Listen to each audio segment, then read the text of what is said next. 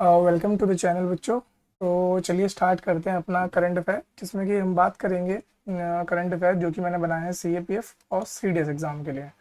तो जो बच्चे हमारे साथ नहीं जुड़े हैं उनको मैं बता दूं, मेरा नाम है अभिषेक पाल और मैंने यूपीएससी के द्वारा कंडक्ट कराए गए वेरियस एग्ज़ाम्स को क्लियर किया है। तो देखिए, यहाँ पर जब हम बात करें करंट अफेयर की, तो मैं ऑलरेडी आपको फरवरी तक के करंट अफेयर करा चुका था क्लियर। आज जो करंट अफेयर करेंगे that is of your March current affair. अब यहाँ से देखिए क्या इंपॉर्टेंट हो जाता है, क्योंकि जो लास्ट कुछ महीने होते हैं यहाँ से बहुत ज़्यादा इंपॉर्टेंट हो जाता है टॉपिक। तो एग्जामिनर भी जब कभी बनाता है एग्ज़ाम को, तो उस समय उसका फोकस जो रहता है वो आसपास के महीनों पे ज़्यादा रहता है। तो जैसे हमारा एग्ज़ाम है वो अगस्त में, ठीक है। तो अगर अगस्त में है तो लगभग लगभग आपके फरवरी से लेके जितने भी करंट अफेयर होंगे या जनवरी से जो भी करंट अफेयर पढ़ाए जा रहे हैं वो आपके लिए ज़्यादा इंपॉर्टेंट हो जाते हैं in comparison to other current affairs. Clear, तो ये आपको ध्यान रखना है। Same logic applies to CDS also. तो जब भी आपका एग्ज़ाम होगा, मतलब जिस भी डेट को होगा, फॉर एग्जांपल अगर नवंबर में आपका एग्ज़ाम है, तो आपको ये ध्यान रखना है कि नवंबर से 6 महीने पहले आपको ध्यान रखना है कि लास्ट 6 मंथ के करंट अफेयर तो बहुत ज़्यादा इंपॉर्टेंट हो जाते हैं। चलिए तो बात करते हैं सबसे पहले अपने टॉपिक की। तो ये बात कर रहा है इंडिया के फॉरेन एक्सचेंज रिजर्व की। तो जब हम बात करते हैं फॉरेन एक्सचेंज रिजर्व, इसका मतलब क्या होता है? देखिए, जो भी कंट्रीज होती है ना, वहाँ का जो भी सेंट्रल बैंक होता है, जैसे इंडिया के केस में यहाँ पे सेंट्रल बैंक को हम बोलते हैं RBI, reserve bank of India. तो ये रिजर्व बैंक ऑफ इंडिया एक क्या बना के रखता है, एक फॉरेन एक्सचेंज रिजर्व बना के रखता है, यानी कि अपने इंडिया में एक रिजर्व क्रिएट करता है। क्लियर, ये जो रिजर्व होता है, रिजर्व ऑफ फॉरेन करेंसी, यानी कि फॉरेन जितनी भी करेंसीज होती हैं उनका एक रिजर्व बना के हम लोग अपने यहाँ तैयार रखते हैं।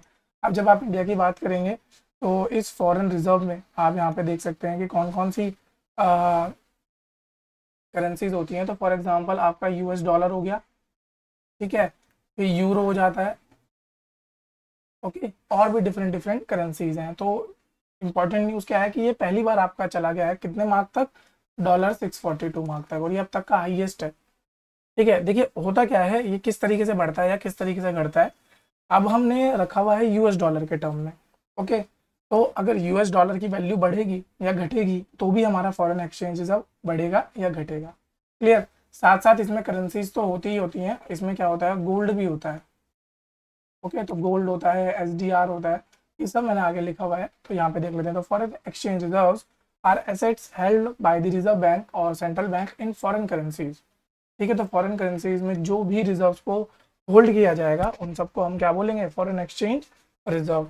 अब इसमें आपका क्या हो सकता है, बॉन्ड्स हो सकते हैं, ट्रेजरी बिल्स हो सकते हैं, गवर्नमेंट सिक्योरिटीज होती हैं। क्लियर, तो ये आपको ध्यान रखना है। इसमें मोस्टली जो सबसे कॉमन करेंसी होती है that is your US dollar. तो ज़्यादातर कंट्रीज क्या करती हैं, यूएस डॉलर को ही बना के रखती हैं। अगर मैं आपके ओवरऑल फॉरेक्स रिजर्व की बात करूँ तो इसमें देखिए फॉरेन करेंसी तो आती ही है, साथ में गोल्ड रिजर्व आ जाते हैं, स्पेशल ड्राइंग राइट्स आ जाते हैं, reserve position in IMF. Clear, एक एक करके दोनों के बारे में पढ़ लेते हैं, क्योंकि ऊपर के दोनों तो आपको समझ आ गए, नीचे के दोनों में थोड़ा कन्फ्यूजन है। अब मोस्टली बच्चों को इन्हीं में कन्फ्यूजन रहता है, तो मैंने दोनों डाले हैं। अब देखिए एसडीआर क्या होता है, ये एक इंटरनेशनल रिजर्व एसेट है, ओके। ये बनाया किसके द्वारा गया है, ये एक स्पेशल एसेट है जो कि बनाया गया है by the IMF, international monetary fund. कब बनाया गया था, 1969 में। अब होता क्या था, उस समय जब भी आप गोल्ड की वैल्यू को कंपेयर करते थे तो गोल्ड की वैल्यू कंपेयर होती थी आपके यूएस डॉलर से, ओके। तो ये आपको ध्यान रखना है। और शुरू शुरू में आप ध्यान रखिएगा कि जब एसडीआर बना था तो उसकी भी जो वैल्यू थी वो किस पे सीधा सीधा डिक्लेयर होती थी, यूएस डॉलर, यानी कि 1 US dollar is equal to 1 SDR, ऐसे माना जाता था। लेटर ऑन, क्योंकि अब इससे तो क्या होगा, अमेरिका को ज़्यादा फायदा होगा, तो लेटर ऑन हमने इसकी वैल्यू में आपकी बहुत सारी डिफरेंट डिफरेंट करेंसीज डाल दी, जैसे यूएस डॉलर तो प्राइमरी है ही, euro, Japanese yen, Chinese yuan and British pound. तो ये आपको ध्यान रखना है कि इन 5 करेंसीज की एवरेज जब निकाला जाता है तो वो बनाता है एक वैल्यू ऑफ एसडीआर। अब एसडीआर जो होता है, ये आपको इंपॉर्टेंट पॉइंट याद रखना है, ये ना तो कोई करेंसी है ना तो क्लेम है। मतलब आप कोई भी कंट्री से ऐसा क्लेम नहीं ले सकते, किसके ऊपर, इंटरनेशनल मॉनेटरी फंड के ऊपर। हालांकि आप इसे फ्रीली यूज कर सकते हो, मतलब किसी भी आईएमएफ कंट्री के साथ instead of currency. For example आपको कोई ट्रांजेक्शन करनी है और वहां पर आप करेंसी नहीं यूज कर पा रहे हो, तो आप यहाँ पर freely usable currencies of IMF member, तो अगर आप किसी आईएमएफ मेंबर को एसडीआर दोगे तो वो उसको ले लेगा। क्लियर, तो SDR can be exchange for these currency. तो इन 5 करेंसीज के अगेंस्ट भी आप एचडीआर को यूज कर सकते हो। फिर दूसरा क्या होता है, रिजर्व ट्रांसपोजिशन इन आईएमएफ। अब देखिए जब भी आप आईएमएफ की बात करते हो तो आईएमएफ में आप ये समझ सकते हो कि उसकी मेंबरशिप फीस, ओके, तो हर एक कंट्री को क्या होता है, एक कोटा देना होता है। मतलब हर एक कंट्री को क्या देना होता है, एक डिजायर्ड सम ऑफ मनी देना होता है, ओके। और उस डिजायर्ड सम ऑफ मनी के अगेंस्ट उनको क्या मिलता है, कोटा मिलता है। क्लियर। और उस कोटे को ही हम बोलते हैं reserve position of IMF, reserve transposition, जिसमें कि हमें पूरे पूरे करेंसी के कोटे का एक पर्टिकुलर पार्ट मिलता है। Okay, each member country must provide to the IMF that can be utilised for its own purpose. तो यहाँ पर आपको ध्यान रखना है कि जो रिजर्व ट्रांस है, मतलब जो आपने पैसा वहां पे जमा करा रखा है, इसको एक तरीके से आप ऐसे समझ लीजिए, जो आपका खाता चल रहा है आईएमएफ में, वो आपके लिए क्या है, एक इमरजेंसी अकाउंट है। यानी कि आप कभी भी वहां से पैसा एक्सेस कर सकते हो any time without agreeing condition of serving fees. Clear. तो आई होप आपको पहली न्यूज समझ आई होगी। चलते हैं हम अपनी नेक्स्ट न्यूज पे, that is India Mozambique and Tanzania trilateral series. तो इसका जो नाम है ये है आपका IMT, इंडिया मोजाम्बिक और तंजानिया ट्राइलेटरल। तो ये आपको ध्यान रखना है।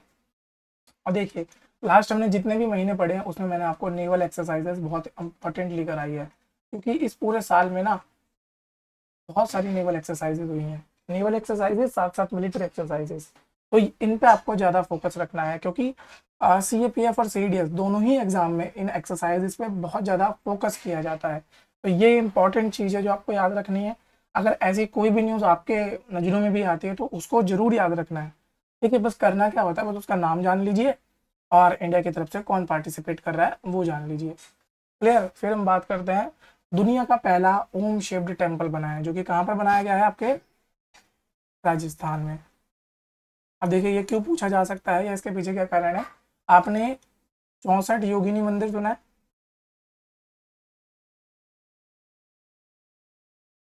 64 योगिनी टेम्पल। क्लियर। वो कैसा है, एक सर्कुलर शेप्ड टेम्पल है, मतलब एक लौता ऐसा टेम्पल है जो कि सर्कुलर शेप का है। और इसका जो इसी मंदिर से इंस्पायर होकर हमारे पार्लियामेंट का भी डिजाइन बनाया है। तो एक सवाल ऐसा पूछा गया है UPSC के द्वारा इन द पास्ट, तो मे बी वो डिजाइन ऑफ टेम्पल्स के ऊपर भी क्या पता पूछ ले। तो ये आपको ध्यान रखना है, ये कहाँ बना है, ओम शेप का टेम्पल बना है और राजस्थान में बना है। अब इसके बारे में जान लीजिए। देखिए जब आप टेम्पल की बात करोगे तो आपको टेम्पल का आर्किटेक्चर पढ़ना बहुत इंपॉर्टेंट हो जाता है। टेम्पल के आर्किटेक्चर पढ़ने के पीछे कारण क्या है उसको समझते हैं। देखिए बेसिकली हमारे इंडिया में ना 2 से 3 क्लासिफिकेशन है टेम्पल स्टाइल में। तो जब आप इस ओमकार टेम्पल की बात करते हो, ये कौन से स्टाइल में बना है, ये नागर स्टाइल में बना है। और नागर स्टाइल बहुत फेमस है कहाँ पर, नदर्न इंडिया में। तो ये आपको ध्यान रखना है। अब हम बात करें डिफरेंट डिफरेंट एरिया में different different types of styles of temple है। ठीक है, ब्रॉडली इनको हमने 3 कैटेगरी में अगर मैं बांटूँ तो नागर इन नॉर्थ और द्रविड़ इन साउथ, और एक और टेम्पल है जिसे हम बोलते हैं विसारा स्टाइल ऑफ टेम्पल। ये कैसा है, ये एक इंडिपेंडेंट स्टाइल है जो कि दोनों के ब्लेंड से बना है, selective mixing of Nagara and Dravida order. मतलब कुछ इंपॉर्टेंट चीज के कुछ स्ट्राइकिंग फीचर हमने द्रविड़ से लिए, कुछ स्ट्राइकिंग फीचर हमने कहाँ से लिए, नागर से लिए। उन दोनों से मिला के हमने क्या बनाया, विसारा स्टाइल ऑफ टेम्पल बनाया। अब यहाँ पर समझ लेते हैं। देखिए ये जो मैंने लेफ्ट हैंड साइड में दिस इज नागर स्टाइल ऑफ आर्किटेक्चर। यहाँ पर आप क्या देख सकते हैं, ये देखिए ये मेन बिल्डिंग है, ओके। और इनको जो ये ऊपर होते हैं इन्हें बोला जाता है मंडल्स। देख पा रहे हो, मंडल्स। मंडल्स के नीचे यहाँ पे जहाँ पे आपके डेटी बैठते हैं, डेटी की जो आइडल होती है उसको रखा जाता है, इसे बोला जाता है गर्भगृह। ओके, ये शिखर हो गया आपका, और ये एक्सेस मुंडी, और यहाँ पर होता है हर्मिका। क्लियर, ये प्लिंथ हो गया। या अब एक स्ट्राइकिंग फीचर जो आप चीज देख पा रहे होंगे, ये क्या बनता है, देखिए ये एक तरीके के बेस पे बनता है। तो जो नॉर्थ इंडिया के जितने भी टेम्पल होते हैं ना, वो थोड़े से अपलिफ्टेड बेस पे बनते हैं, वेयर जो सदर्न इंडिया के टेम्पल है वो बिल्कुल at the base level, at the ground level बनाए जाते हैं। तो ये कुछ डिफरेंस है। नागरा टेम्पल में आप देखोगे मल्टीपल टावर्स हैं, ये देखिए 1 2 3 4, ठीक है, मल्टीपल टावर्स है। द्राविड़ वाले में आपको सिर्फ एक टावर देखने को मिलेगा, दैट इज शिखरा। ओके, नागरा में आपको यहाँ पर कोई भी बाउंड्री वॉल देखने को नहीं मिलेगी, बट यहाँ पर आप देखोगे इस पूरे टेम्पल के अराउंड यहाँ पर एक क्या है, एक इस तरीके से बाउंड्री वॉल होगी। और इस बाउंड्री वॉल का जो गेट होगा उसको बोला जाता है गोपुरम। फिर यहाँ पर आप देखोगे नागरथ स्टाइल में pedestals are higher than the ground level. तो ये देख रहे हो पेडिस्टल जहाँ पे कि लोग चल सकते हैं वो थोड़ा सा ऊपर है ग्राउंड लेवल से। जबकि अगर मैं द्रविड़ा की बात करूँ तो द्रविड़ा का देखो बिल्कुल एट द ग्राउंड लेवल है, बिल्कुल यहाँ पर ये ग्राउंड लेवल की बात हो रही है। क्लियर। तो ये कुछ इंपॉर्टेंट और स्ट्राइकिंग फीचर्स हैं, ये जो मैंने आपको 3 बताए हैं ये डिफरेंस है, तो ये आपको ध्यान रखना है। अब देखिए वो आपसे किसी भी तरीके से पूछ सकता है, या तो वो आपसे इन दोनों के फीचर्स के बारे में पूछेगा, या तो वो आपसे इन दोनों के डिफरेंस के बारे में पूछेगा। तो यहाँ पर आपको अच्छे से याद करके चलना है कि क्या हो सकते हैं इसके फीचर्स और क्या नहीं। फिर हम एक इम्पॉर्टेंट न्यूज़ जो कि स्पोर्ट्स सेक्शन से है, that is Sathiyan Gnanasekaran and Sreeja Akula, इन्होंने क्या जीता है, world table tennis feeders in Beirut 2024। तो ये इंपॉर्टेंट पॉइंट है, इन्होंने मेल कैटेगरी में जीता है, इन्होंने फीमेल कैटेगरी में जीता है। तो अगर आपके सामने देखिए 2 सवाल बन सकते हैं, या तो डायरेक्ट ये सवाल बनेगा कि भैया WTT फीडर्स में कौन कौन जीते हैं। क्लियर, ये तो हो गया डायरेक्ट सवाल। अब दूसरा सवाल क्या, अगेन मैंने आपको बताया कि मैच द फॉलोइंग, ये बहुत परेशान करने वाले सवाल होते हैं, मैच द फॉलोइंग। क्लियर, यहाँ क्या लिख देंगे, यहाँ पे नाम लिख देंगे और इधर पे लिख देंगे कैटेगरी ऑफ स्पोर्ट, जैसे कि भैया ये एथलेटिक्स से है क्या, ठीक है, क्या ये आपका बैडमिंटन से है, क्या ये आपका टेबल टेनिस है, क्या ये आपका आर्चरी से है। और इस तरह के क्वेश्चन लगातार यूपीएससी पूछती रहा है, और अब मेरे को जो लगता है कि आगे भी पूछेगा पूछेगा। तो ये आपको इंपॉर्टेंट ध्यान रखने हैं। तो कौन से, साथिया सनकेशरन और श्रीजा अकूला, दोनों किससे रिलेटेड है, टेबल टेनिस यानी कि TT। ओके, तो टेबल टेनिस से रिलेटेड है। फिर आता है स्टार्ट प्रोग्राम। ये जो स्टार्ट प्रोग्राम है 2024 का, ये किसके द्वारा लॉन्च किया गया है, that is your ISRO. ISRO की फुल फॉर्म सबको पता है ना, ठीक है। तो ये स्टार्ट प्रोग्राम क्यों किया गया है, ताकि जो नए बच्चे हैं, जो यूथ है, उसको स्पेस साइंस की तरफ मोटिवेट करने के लिए। तो देखिए यहाँ पे जो भी PG के या UG के बच्चे हैं, ताकि वो फिजिक्स साइंस यानी कि फिजिक्स साइंस या स्पेस टेक्नोलॉजी इन सब्जेक्ट्स की तरफ उनकी रुचि बढ़े, इसलिए ये स्टार्ट प्रोग्राम को लॉन्च किया गया है। अब 2-3 चीज़ें हैं इसमें। हाँ देखिए कैसे सवाल पूछा जा सकता है, या तो आपसे स्टेटमेंट बेस्ड क्वेश्चन पूछा जाएगा, ये पूरा लिख दिया जाएगा कि which among the following statements regarding start programmes are correct. तो पहला तो वो यही लिख देगा, it is launch by ISRO, या फिर उसको चेंज करेगा, it is launch by ministry of science and tech. Clear, तो पहला स्टेटमेंट तो ये हो जाएगा। दूसरा स्टार्ट प्रोग्राम, इसमें दूसरा प्रोग्राम ये लिख देगा कि it is for the women's working in the stem sector. तो यहाँ पे लिख देगा वुमेन्स इन स्टेम। तो ये 2 पॉइंट हो गए। अब पूछेगा भैया विच among the select the given, select among the given code, ठीक है जी, और वहाँ पर आपको बताना होगा कौन से करेक्ट कोड है। तो इसमें तो D ऑप्शन हो जाएगा, नन ऑफ दी अबव, कोई भी इसमें से क्या है, करेक्ट नहीं है, क्योंकि ये इसके द्वारा नहीं, इसरो के द्वारा किया जाता है, और वुमेन इन स्टेम के लिए नहीं है, ये बेसिकली सभी बच्चों के लिए है जो भी आपका क्या फिजिक्स साइंस या स्पेस टेक्नोलॉजी में टेक पार्ट लेना चाहते हैं। तो और दूसरा सवाल आ सकता है इसकी फुल फॉर्म, भैया कि स्टार्ट की फुल फॉर्म क्या है, तो ये है space science technology awareness training, ठीक है। तो space science technology awareness training full form है किसकी, स्टार्ट की। क्लियर, ये आपको अच्छे से याद रखना है। नेक्स्ट हम बात कर लेते हैं, कुछ ऐप्स लॉन्च किए गए हैं इसके द्वारा, आपका इलेक्शन कमीशन ऑफ इंडिया के द्वारा। अब देखिए सबसे पहला ऐप तो यहाँ पर सी विजिल, हालांकि ये बहुत पुराना ऐप है, बट रिसेंटली भी ये दोबारा न्यूज़ में आया है। देखिए जब इलेक्शन होते हैं ना, तो उस दौरान अगर आपको कोई भी ऐसी एक्टिविटी दिखती है जो कि प्रोहिबिटेड है under the model code of conduct, ठीक है जी, model code of conduct of elections.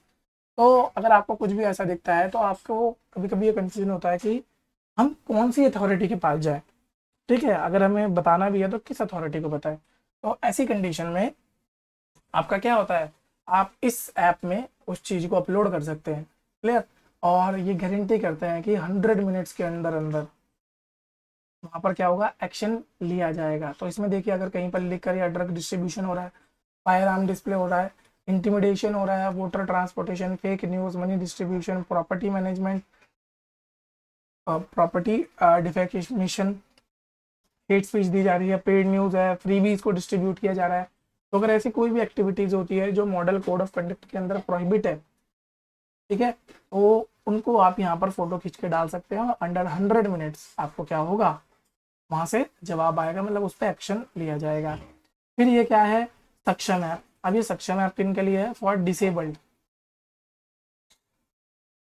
Clear, for disabled people, ताकि जो भी डिसेबल्ड पीपल हैं वो भी अपने जो राइट टू वोट है, ठीक है, और डेमोक्रेटिक कंट्री में सबसे इंपॉर्टेंट वोट मुझे लगता है कि राइट टू वोट, उसको एक्सेस कर पाए, क्योंकि अगर डिसेबल लोग होते हैं तो मोस्टली उनको एक्सेसिबिलिटी नहीं मिलती, क्लियर। तो उन लोगों के लिए एक्सेसिबल बनाने के लिए ये सक्षम ऐप जो कि ECI के द्वारा लॉन्च किया गया है।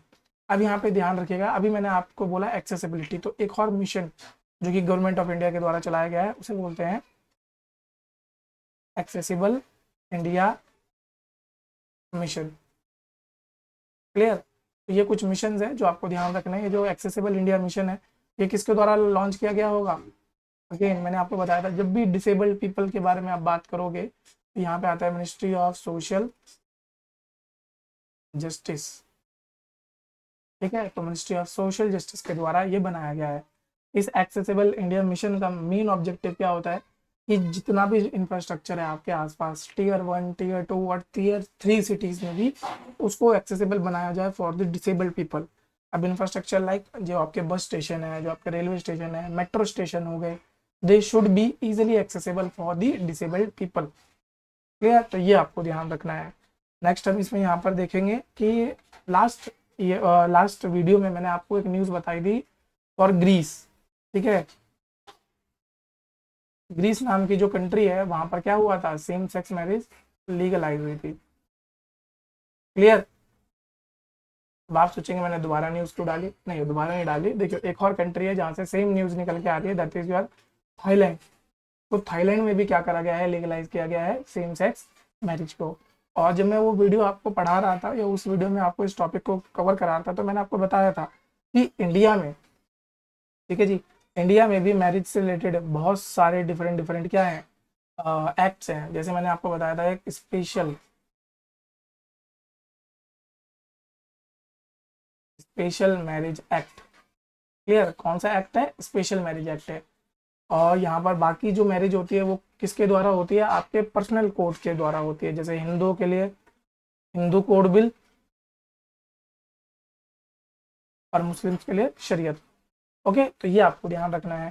तो आफ्टर ग्रीस अनदर कंट्री जिसने लीगलाइज किया है सेम सेक्स मैरिज को, that would be your Thailand, okay. इसके बाद न्यूज़ आती है IRDAI ने डिक्लेयर किया है किसको, LIC को, आपका न्यू इंडिया अश्योरेंस कॉर्पोरेशन को, GIC-RC को, इन तीनों को डिक्लेयर किया है as a domestically systematical important insurer. अब जब भी किसी को ये डिक्लेयर कर दिया जाता है तो उसके आगे एक टैगलाइन लिख जाती है, टू बिग टू फेल। अब जब किसी पे टैगलाइन होती है इसका मतलब, अब देखिए टू बिग टू फेल का मतलब क्या है, अगर ये गिरे या ये फेल हुए तो भारतीय पूरी अर्थव्यवस्था क्रम्बल हो जाएगी, क्योंकि इनका बहुत बड़ा मार्केट शेयर है उस पूरे सेक्टर में। अगर आप बात करें इंश्योरेंस सेक्टर में तो आई थिंक LIC का सबसे बड़ा मार्केट शेयर है।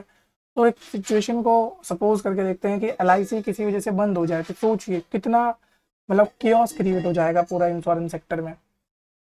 तो जो भी आपके डोमेस्टिकली सिस्टमेटिक इंपॉर्टेंट इंश्योरर होते हैं वो टू बिग टू फेल है, अगर वो कभी गिरने नहीं चाहिए।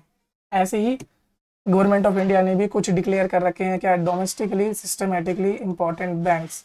तो कुछ PSUs या PSBs को डिक्लेयर किया गया है जो कि बहुत इंपॉर्टेंट है। जैसे इसमें एक है आपका SBI, नेक्स्ट इज PNB। तो ऐसे कुछ बैंक है, अगर ये गिरे तो पूरी भारतीय अर्थव्यवस्था थोड़ा शेक हो सकती है, क्लियर। तो ये आपको इंपॉर्टेंट याद रखना है जब आप इनकी बात करते हो। तो यही मैंने आपको बता दिया, टू बिग और टू इम्पॉर्टेंट टू फेल। तो ये आपको ध्यान रखना है क्योंकि इनकी वजह से क्या हो सकता है, पूरे के पूरी इकोनॉमी, ठीक है, इकोनॉमी क्रम्बल हो सकती है। तो ये आपको इम्पोर्टेंट पॉइंट याद रखना है। फिर IRDAI के बारे में जान लेते हैं। IRDAI की फुल फॉर्म क्या होती है, इंश्योरेंस रेगुलेशन और इसकी जो फुल फॉर्म है चलो आप लोग देख लेना, मेरे को भी रिकॉल नहीं हो रही है। देखिए IRDAI है, ये कब बना था, आपका 1999 में बना था। एक रेगुलेटरी बॉडी है जिसका कि मेन एम क्या है, इंश्योरेंस सेक्टर के जितने भी कंज्यूमर्स हैं या कस्टमर्स हैं उनके एम्स को या उनके इंटरेस्ट को प्रोटेक्ट करना, ये बनाया गया था कि ये एक स्टैट्यूटरी बॉडी है, ये इस एक्ट से बनाया गया था, और ये किस मिनिस्ट्री के अंदर आता है, मिनिस्ट्री ऑफ फाइनेंस के अंदर आता है। क्लियर, तो ये आपको ध्यान रखना है। नेक्स्ट देखिए, एक इम्पॉर्टेंट न्यूज़ है कि जो सऊदी अरेबिया है उसने फर्स्ट कंटेस्टेंट भेजी है किसमें, मिस यूनिवर्स में। इनका नाम क्या है, अलकातनी। अब क्यों इम्पोर्टेंट है समझ लीजिए, क्योंकि सऊदी अरेबिया का जो कल्चर है, ठीक है, वहाँ पर जो वुमेन्स होती थी उनको अलाउ नहीं किया जाता था इससे पहले ऐसे पीजेंट्स जो कॉन्टेस्ट होते थे वहाँ पर। तो सबसे पहला जो इसमें लैंडमार्क मूवमेंट निकल के आया था, दैट इज इन 2021, यहाँ लिख देता हूँ 2021, जब क्या अब मिस अरब के लिए भेजा गया था फर्स्ट वुमेन को, कहाँ से, सऊदी अरेबिया से, वो भी यही वुमेन थी। क्लियर, तो जब अरब मिस अरब के लिए भेजा गया था, अब लेटर ऑन इनको मिस यूनिवर्स के लिए भेजा गया है। तो अब जब आप यहाँ पे सऊदी के बारे में पढ़ ही रहे हैं तो उसके नेबरिंग कंट्रीज भी हम देख लेते हैं। तो देखिए यहाँ पे यमन हो गया, ओमान हो गया, यूएई हो गया, कतर हो गया, बहरीन हो गया, ठीक है जी, फिर यहाँ पर कुवैत हो गया, इराक, जॉर्डन, और इजिप्ट का कुछ हिस्सा, मतलब डायरेक्टली नहीं रखता, ठीक है, इजिप्ट डायरेक्टली नहीं लगता, बट आप देख सकते हैं। फिर इसके नेबरिंग जो भी वाटर बॉडीज हैं, एक तो हो गया पर्शियन गल्फ, इधर पे हो गया रेड सी, यहाँ पर एक इंपॉर्टेंट स्ट्रेट होता है जिसे बोलते हैं हॉर्मुज स्ट्रेट, यहाँ पर जो है उसको बोलते हैं हम बब अल मंदाब स्ट्रेट। क्लियर, ये आपको दोनों ध्यान रखने हैं। फिर आता है बाल्टीमोर ब्रिज कोलैप्स। देखिए ये न्यूज़ निकल के आई थी जिसमें कि एक आपका शिप था, मर्चेंट शिप था, वो सीधा गया और बाल्टीमोर के जो ब्रिज था वहाँ पर कोलैप्स कर गया। क्यों, अब इसके पीछे वेरियस कारण बताए गए उस समय कि भैया मेल फंक्शनिंग हो गई थी, पावर शॉर्टेज हो गई थी, और ये शिप जो था वो अनरेगुलेटेड वे में चल रहा था, इसमें जो स्टाफ है उसकी कोई गलती नहीं थी। तो अब यहाँ पर आप समझिए इसी ब्रिज का एक और नाम है जिसका नाम है फ्रांसिस स्कॉट की ब्रिज। तो ये नाम आपको याद रखना है, क्या, फ्रांसिस स्कॉट की ब्रिज। तो क्या पता आपसे बाल्टीमोर ना पूछे, इस नाम से पूछ ले।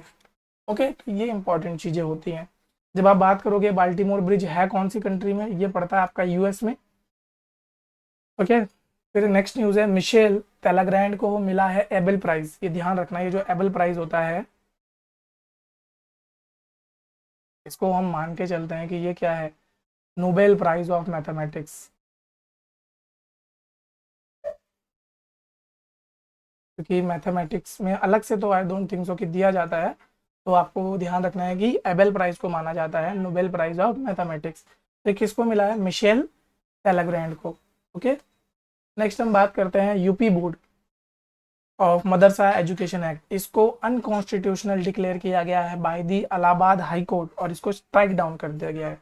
देखिए अभी तक होता क्या था, जैसे हाल फिलहाल में आपने सुना होगा न्यू एजुकेशन पॉलिसी, ठीक है, ये बेसिकली कौन से स्कूलों के ऊपर लगती थी, जैसे कि आपके जो बेसिक स्कूल्स हैं जहाँ पर आपने या तो सुना होगा सीबीएसई बोर्ड है या आईसीएसई बोर्ड है, ओके, आईएससी बोर्ड है, तो इन या स्टेट बोर्ड्स हैं, तो इन सब में क्या लगता था, इन सब में एनईपी लगता था।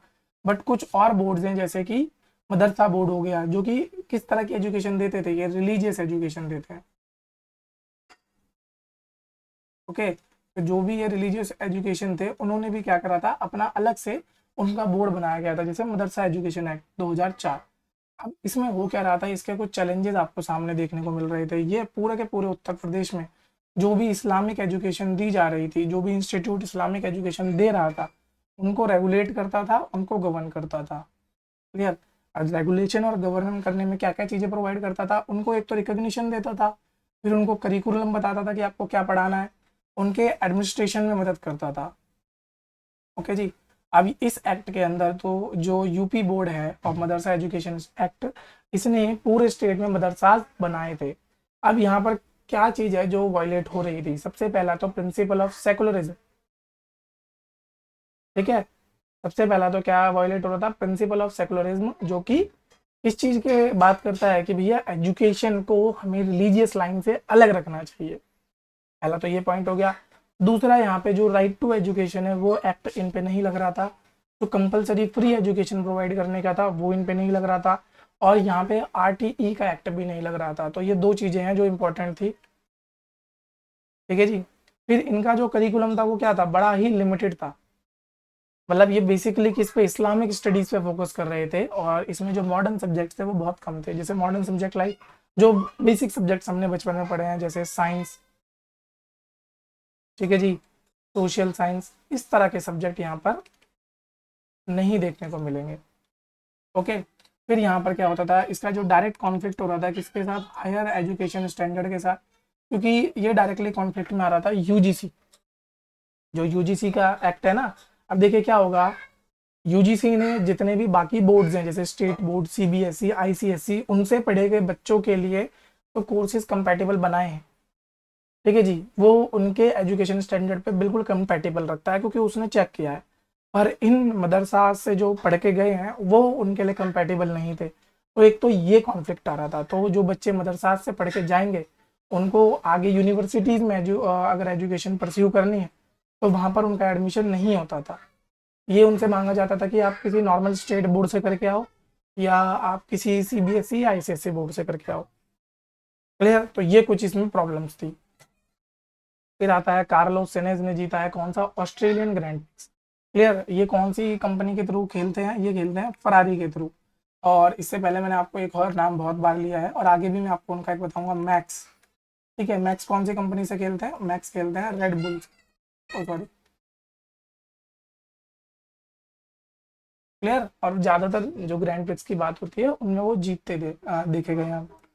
फिर यहाँ देखते हैं बीना अग्रवाल और जेम्स के बॉयस, इनको मिला है पहला, ठीक है, first global inequality research award. Basically इन्होंने किस फील्ड में काम करा है, इन्होंने इनइक्वालिटी के ऊपर रिसर्च करी है, तो इसलिए इनको ये अवार्ड से सम्मानित किया गया है। अब देखिए होता क्या है, जब आप इनइक्वालिटी की बात करते हैं, ठीक है जी, तो इनइक्वालिटी का मतलब क्या होता है कि जैसे हम यहाँ पे तराजू का एग्जांपल देखें तो एक तरफ कम है और एक तरफ, मतलब एक तरफ एक ही व्यक्ति है फिर भी उसका वजन इतने सारों से ज्यादा है। मतलब कुछ लोगों को क्या मिल रहे हैं, प्रिविलेज मिल रहे हैं, ठीक है। तो ये जो प्रिविलेज मिल रहे हैं ये नुकसानदायक है। तो इनके ऊपर जो रिसर्च करी गई किसके द्वारा, बीना अग्रवाल और जेम्स के बॉयस, उसके बेसिस पे इनको क्या मिला है, ग्लोबल इनइक्वालिटी रिसर्च अवार्ड। फिर हम बात करते हैं गाया टेलीस्कोप, जो कि कौन सी एजेंसी का है, ये है आपका यूरोपियन स्पेस एजेंसी। वेट से, हाँ, ये है आपका यूरोपियन स्पेस एजेंसी का, ठीक है। तो ईएसए का टेलीस्कोप है जिसका नाम है GAIA, गाया टेलीस्कोप। और इसकी खासियत क्या है, मतलब क्यों न्यूज़ में आया, इसने दो स्टार्स को ढूंढा है, तो टू स्टार्स। तो वो दोनों स्टार कौन कौन से हैं उनके नाम जान लेते हैं। एक तो स्टार का नाम है शिव और दूसरे का नाम है शक्ति, ठीक है। और ये माना जाता है कि ये दोनों बहुत एंशियंट स्टार्स हैं, तो इनके नाम तो पहले से ही रख दिए गए थे, बहुत एंशियंट स्टार्स हैं, अब उनको फाउंड किया इन्होंने। तो ये आपको ध्यान रखना है, एंशियंट स्टार मतलब जो कि बहुत करोड़ों साल पहले बने हो और अभी तक वो जिंदा हो। तो जब आप यहाँ पे फॉर्मेशन ऑफ स्टार की बात करते हो, ठीक है, ऑल दो तो ये ज्योग्राफी या एस्ट्रोनॉमी का टॉपिक है, बट फिर भी समझ लेते हैं फॉर्मेशन ऑफ स्टार में मोस्ट इंपॉर्टेंट चीज क्या होती है। मतलब साइंस के लेवल से कौन सी मेन प्रक्रिया है जो स्टार्स में चल रही है जिस वजह से वो चले जा रहे हैं, ठीक है। तो यहाँ पर होता है न्यूक्लियर फ्यूजन, ठीक है, जिसमें क्या होता है, दो स्मॉलर एटम मिलते हैं और एक बड़ा एटम बनाते हैं। ओके। तो ये आपको समझना है। ऑलरेडी मैं अपनी एक वीडियो में आपको पूरे के पूरे लाइफ साइकिल ऑफ स्टार बता चुका हूँ, तो अगर आपने नहीं देखी है तो पिछली 4 वीडियोस में से, मतलब मैं तो बोलूँगा चारों की चारों देख लो, आपके एग्जाम में काम आएगी। तो आगे बढ़ते हैं। ऑकस बिल्ड करना चाह रहा है एक SSN ऑकस सबमरीन। देखिए ये ऑकस है क्या, ऑकस जो है एक ट्राइलेटरल ग्रुप है, किसका, ऑस्ट्रेलिया का, यूएसए का एंड यूनाइटेड किंगडम का। तो इन 3 लोगों का, यानी कि इन 3 कंट्रीज ने मिला के एक ग्रुप बनाया है। अब मोस्टली तो देखिए जब इसके ऑफिशियल रीजन की बात करें तो ये बात करता है इंडो पैसिफिक। इंडो पैसिफिक में मैरीटाइम ट्रेड, ठीक है, मैरीटाइम ट्रेड की, सिक्योरिटी की, कॉपरेशन की बट जो इनका एक अनऑफिशियल अगर हम कारण बताएं ऑकस बनाने का, तो जो चाइना का इन्फ्लुएंस ग्रो हो रहा है उसको काउंटर करना चाह रहा है। तो ऐसी कई सारी ग्रुपिंग्स बन रही हैं अभी दुनिया में जो कि चाइना के इन्फ्लुएंस को काउंटर करना चाह रही है। एक ग्रुपिंग मैंने आपको लास्ट वीडियो में बताई थी, दैट इज योर क्वाड। जिन जिन बच्चों को पता है क्वाड के मेंबर्स कौन कौन है, तो वो बच्चे ज़रूर कमेंट बॉक्स में लिख के दिखाएं। ओके, तो ये दोनों ही के दोनों ग्रुपिंग्स किसके लिए हैं, ताकि चाइना का जो इन्फ्लुएंस ग्रो हो रहा है उसको काउंटर कर सके। अब इस प्रक्रिया में इनको वेरियस इक्विपमेंट्स की ज़रूरत है, वेरियस व्हीकल्स की ज़रूरत है। तो उसी को बनाने के लिए यहाँ पर इन्होंने क्या करा है, कॉपरेशन को साथ में लाया। अब बात कर लेते हैं ऑकस जो ग्रुप है ये कब बना था आपका, 2021 में बना था। तो 2021 में ये बन के तैयार हुआ था।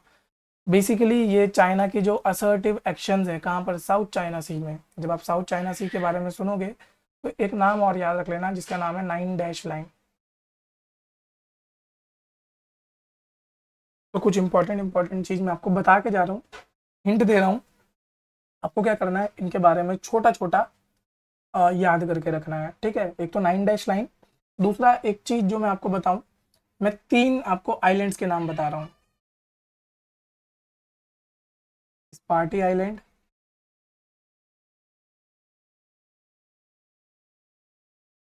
पार्सल आइलैंड,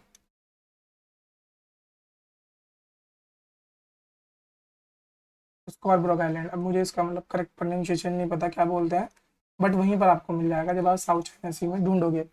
तो इन तीनों आइलैंड्स के बारे में आपको पढ़ना है, ठीक है। और मोस्ट इंपॉर्टेंट क्या है, इनकी मैपिंग करनी है। किस तरीके से करनी है, नॉर्थ टू साउथ, और कमेंट बॉक्स में लिखना है, ठीक है। तो 9-लाइन और ये 3 आइलैंड्स का नॉर्थ टू साउथ मैपिंग करके आपको लिखना है। क्लियर। आगे बढ़ते हैं। जो पीएम है उनको मिला है ऑर्डर ऑफ ग्याल्पो अवार्ड। ये भूटान का हाईएस्ट सिविलियन ऑनर है, ठीक है। ये जो हाईएस्ट सिविलियन ऑनर्स होते हैं बेसिकली किस मतलब क्या होते हैं, देखिए किसी भी कंट्री के पीएम को या दूसरे लोगों को जिन्होंने बहुत इंपॉर्टेंट वर्क किया होता है टुवर्ड्स फ्रेंडशिप, ठीक है, या रिलेशंस को कॉर्डियल बनाने के लिए, तो उनको दिया जाता है। तो ऐसा ही अवार्ड कन्फर्ड किया गया है हमारे प्रधानमंत्री मोदी जी को, ठीक है। अब इसमें इंपॉर्टेंट न्यूज़ क्या है, एक तो भूटान के साथ हमारा रिलेशन इंपॉर्टेंट हो गया, ठीक है, वो तो आप अलग से पढ़ लेना। पेपर 2 का कंटेंट उसमें आपको डालना पड़ेगा। पेपर 1 के लिए क्या इंपॉर्टेंट है कि भैया ऑर्डर ऑफ ग्याल्पो,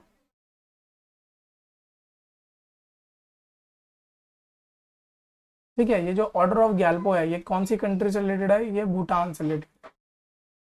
अब हम बात कर लेते हैं और कौन कौन से अवार्ड ये किस किस कंट्री द्वारा हमारे प्रधानमंत्री जी को दिए गए हैं। तो इजिप्ट के द्वारा दिया गया था order of Nile, Saudi Arabia के द्वारा दिया गया था order of Abdul Aziz Al Saud, और भूटान का तो ड्रग गाल्पो, पैलेस्टीन का grand collar of state of Palestine, ठीक है, यूए के द्वारा ऑर्डर ऑफ जायद, रशिया के द्वारा order of Saint Andrew, Afghanistan के द्वारा स्टेट ऑफ गाजी, और मालदीव के द्वारा order of distinguished rule of Nishan Izzuddeen, Bahrain के द्वारा ऑर्डर ऑफ रेनेसॉ, यूएसए के द्वारा लीजन ऑफ मेरिट, ये ध्यान रखना है, ये इस पर स्टार मार्क कर लेना, लीजन ऑफ मेरिट। और फिर यहाँ पे फिजी के द्वारा पप्पा न्यू, ये पप्पा न्यू गिनिया के द्वारा जो दिया गया है इसे भी याद रखना है, ये भी रिसेंट में ही है, ठीक है। तो एक न्यूज़ मिली उसके सिरे से हमने सारे के सारे ऑर्डर याद कर लिए, ओके। तो ये आपको ध्यान रखना है। फिर आता है ऑपरेशन इंद्रावती। ये बेसिकली किन के लिए चलाया गया है, जो भी इंडियंस एपी में फंसे हुए थे उनके लिए चलाया गया है, ठीक है जी। अब मैं इससे पहले आपको कई सारे ऑपरेशंस के बारे में ऑलरेडी अच्छे से एक्सप्लेन कर चुका हूँ।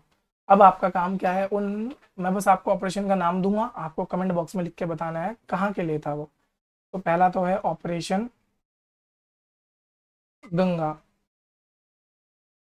दूसरा है कावेरी, तीसरा है देवी शक्ति,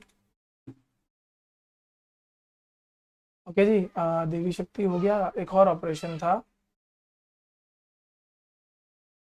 चलिए आप इन तीनों के बारे में भी बता दोगे तो मेरे को समझ आ जाएगा कि आप रिवीजन तो कर ही रहे हो, ठीक है। नेक्स्ट हम चलते हैं। गवर्नमेंट ऑफ इंडिया ने बैन करी गई है ई सिगरेट और वेप्स। देखिए ये पहला ऐसा नियम नहीं है जो इस तरीके के नियम न्यूजीलैंड में बनाए गए होंगे।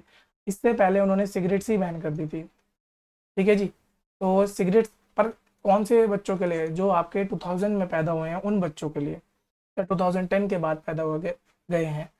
और ये बेसिकली किस लिए कर रहे हैं कि ये मानते हैं कि इनका कमिटमेंट है एक फिट यूथ बनाने के लिए। पर अगर मैं बताऊं, जो नियम लाया गया था 2019 में, उसको पिछले ही साल रिवोक कर दिया गया क्योंकि उसके खिलाफ वास्ट अमाउंट ऑफ प्रोटेस्ट देखने को मिला है।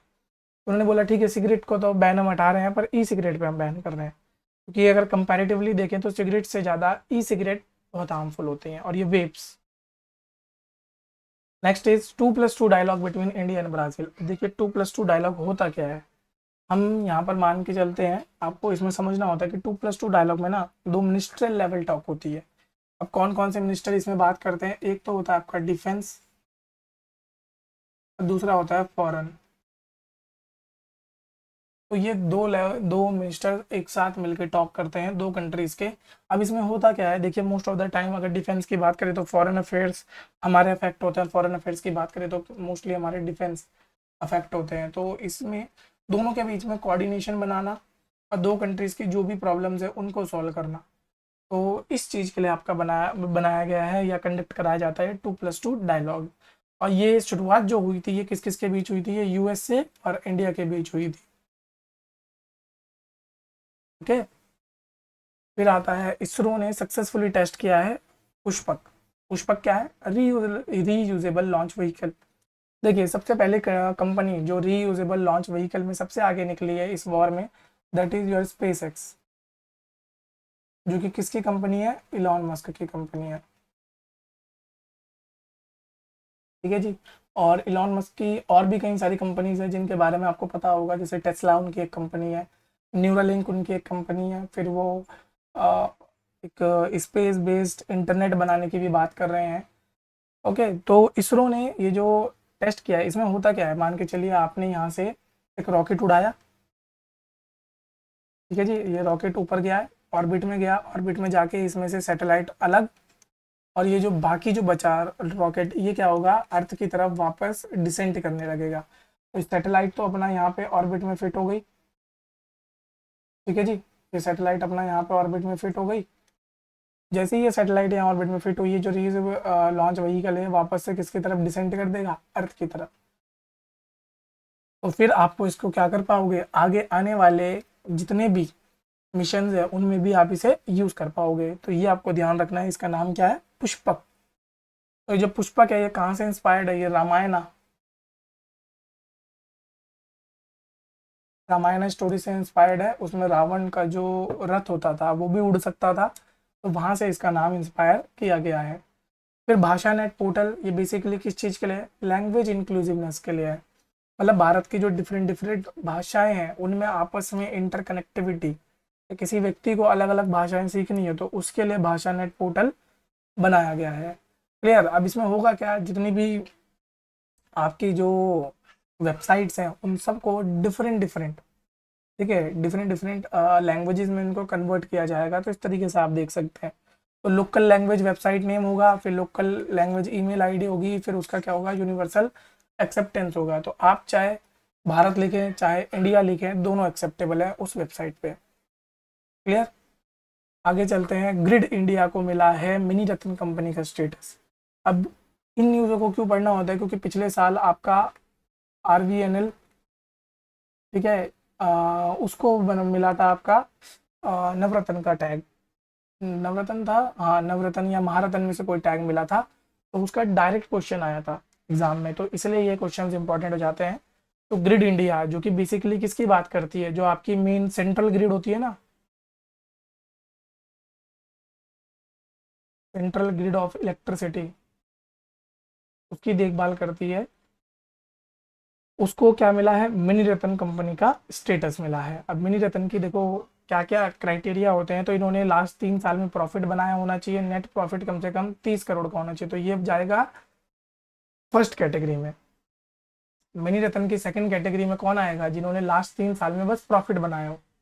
ठीक है, पॉजिटिव नेटवर्क, तो उससे ज़्यादा कुछ नहीं चाहिए हमें। नेक्स्ट आता है ई सखी। देखिए ये जो आपका क्या है, विक्रम साराभाई स्पेस सेंटर है, उसने लॉन्च किया है सखी ऐप। अब इसमें खासियत क्या है वो समझ लेते हैं। देखिए सखी ऐप बनाया गया है किन के लिए, गगनयान वालों के लिए।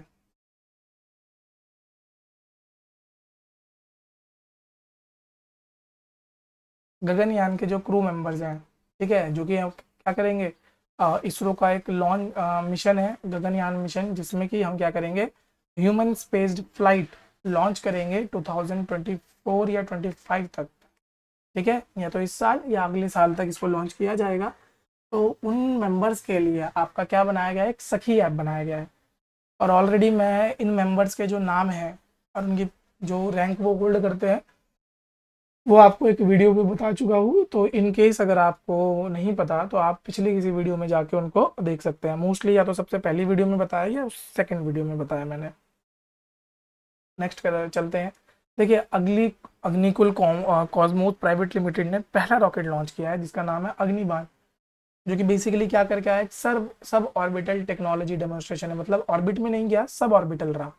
सब ऑर्बिटल मतलब ये जो देखिए, मान के चलिए ये अर्थ है और ये अर्थ के बाद लो अर्थ ऑर्बिट का लाइन है, मतलब जहाँ से आपका लो अर्थ ऑर्बिट शुरू हो जाता है, तो यहाँ से और ये गया होगा और इस तरीके से सब ऑर्बिट घूम के आ गया। क्लियर, इसको आपको ध्यान रखना है। तो ये किसके द्वारा किया गया है, अग्निकुल कॉस्मोस के द्वारा। ये क्या है, सेकंड कमर्शियल स्पेस कंपनी है इंडिया की,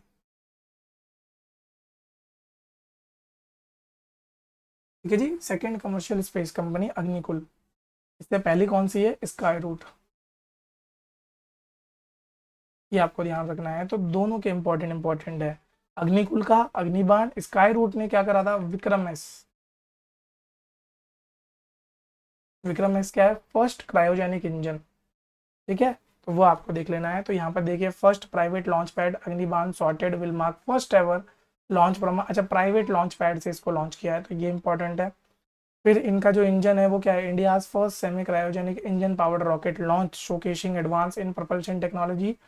साथ साथ इन्होंने और क्या लैंडमार्क अचीवमेंट यूज की है, पहला single piece 3D printed engine, ये अगेन किसका है, अग्निकुल के द्वारा बनाया गया है। जब आप इसकी बात करोगे कि स्पेस टेक्नोलॉजी में प्राइवेट सेक्टर क्या काम कर रहा है, तो इंडिया में एक और कंपनी है जिसका नाम है Skyroot aero private limited, इसने लॉन्च किया है विक्रम एस। ओके, तो ये आपको ध्यान रखना है। और उस मिशन का नाम क्या था, प्रारंभ मिशन था, क्योंकि वो पहली बार हो रहा था। फिर हम बात करते हैं पहला आयुर्वेदिक फूड कैफे। देखिए, जब आप फूड एज अ हेल्थ की बात करते हैं तो ज़रूरी नहीं है आप सिर्फ खाने की बात करें। आपको बात करनी होती है ऐसे खाने की जो आपके लिए हेल्दी हो, यानी कि न्यूट्रिशनल खाने की, ठीक है, क्योंकि एक कहावत होती है ना कि पेट तो भर सकते हैं पर न्यूट्रिशन डालना इंपॉर्टेंट है उसमें। तो ऐसे ही पहला कैफ़े खुला है कहाँ पे, दिल्ली में, जिसका नाम है सोमा। तो क्या पता आपसे एग्जाम में पूछ ले, भैया फर्स्ट आयुर्वेदिक कैफ़े कहाँ पर ओपन हुआ है, तो आपको ध्यान रखना है ये हुआ है दिल्ली में। और यहाँ पर जो भी फूड होगा वो मोस्टली ज़्यादातर आयुर्वेदिक हर्ब्स से मिलके बनाया जाएगा, ताकि आपकी बॉडी पे वो एक हेल्दी वर्क करे, ठीक है जी। फिर यहाँ पे नेक्स्ट न्यूज आती है, दैट इज इंडिया आर्मी की क्या है, एक न्यू टेक यूनिट बन रही है जिसका नाम है STEAG। जैसे आपने साइंस फाई मूवीज देखी होंगी ना हॉलीवुड की, तो वैसे ही एक यूनिट इंडिया में भी बनाई जा रही है जिसका नाम है signals technology evaluation and adaptation group. इनका बेसिक वर्क प्रोफाइल होगा क्या, मान के चलिए इंडियन आर्मी को कोई भी न्यू टेक इंडक्ट करना है, ठीक है, कोई भी नई टेक्नोलॉजी इंडिया में इंडक्ट होने जा रही है, तो उसकी सबसे पहली टेस्टिंग, ठीक है, और उसकी देखेंगे कि क्या इंडियन आर्मी के हिसाब से इसकी अडेप्टेबिलिटी है या नहीं है।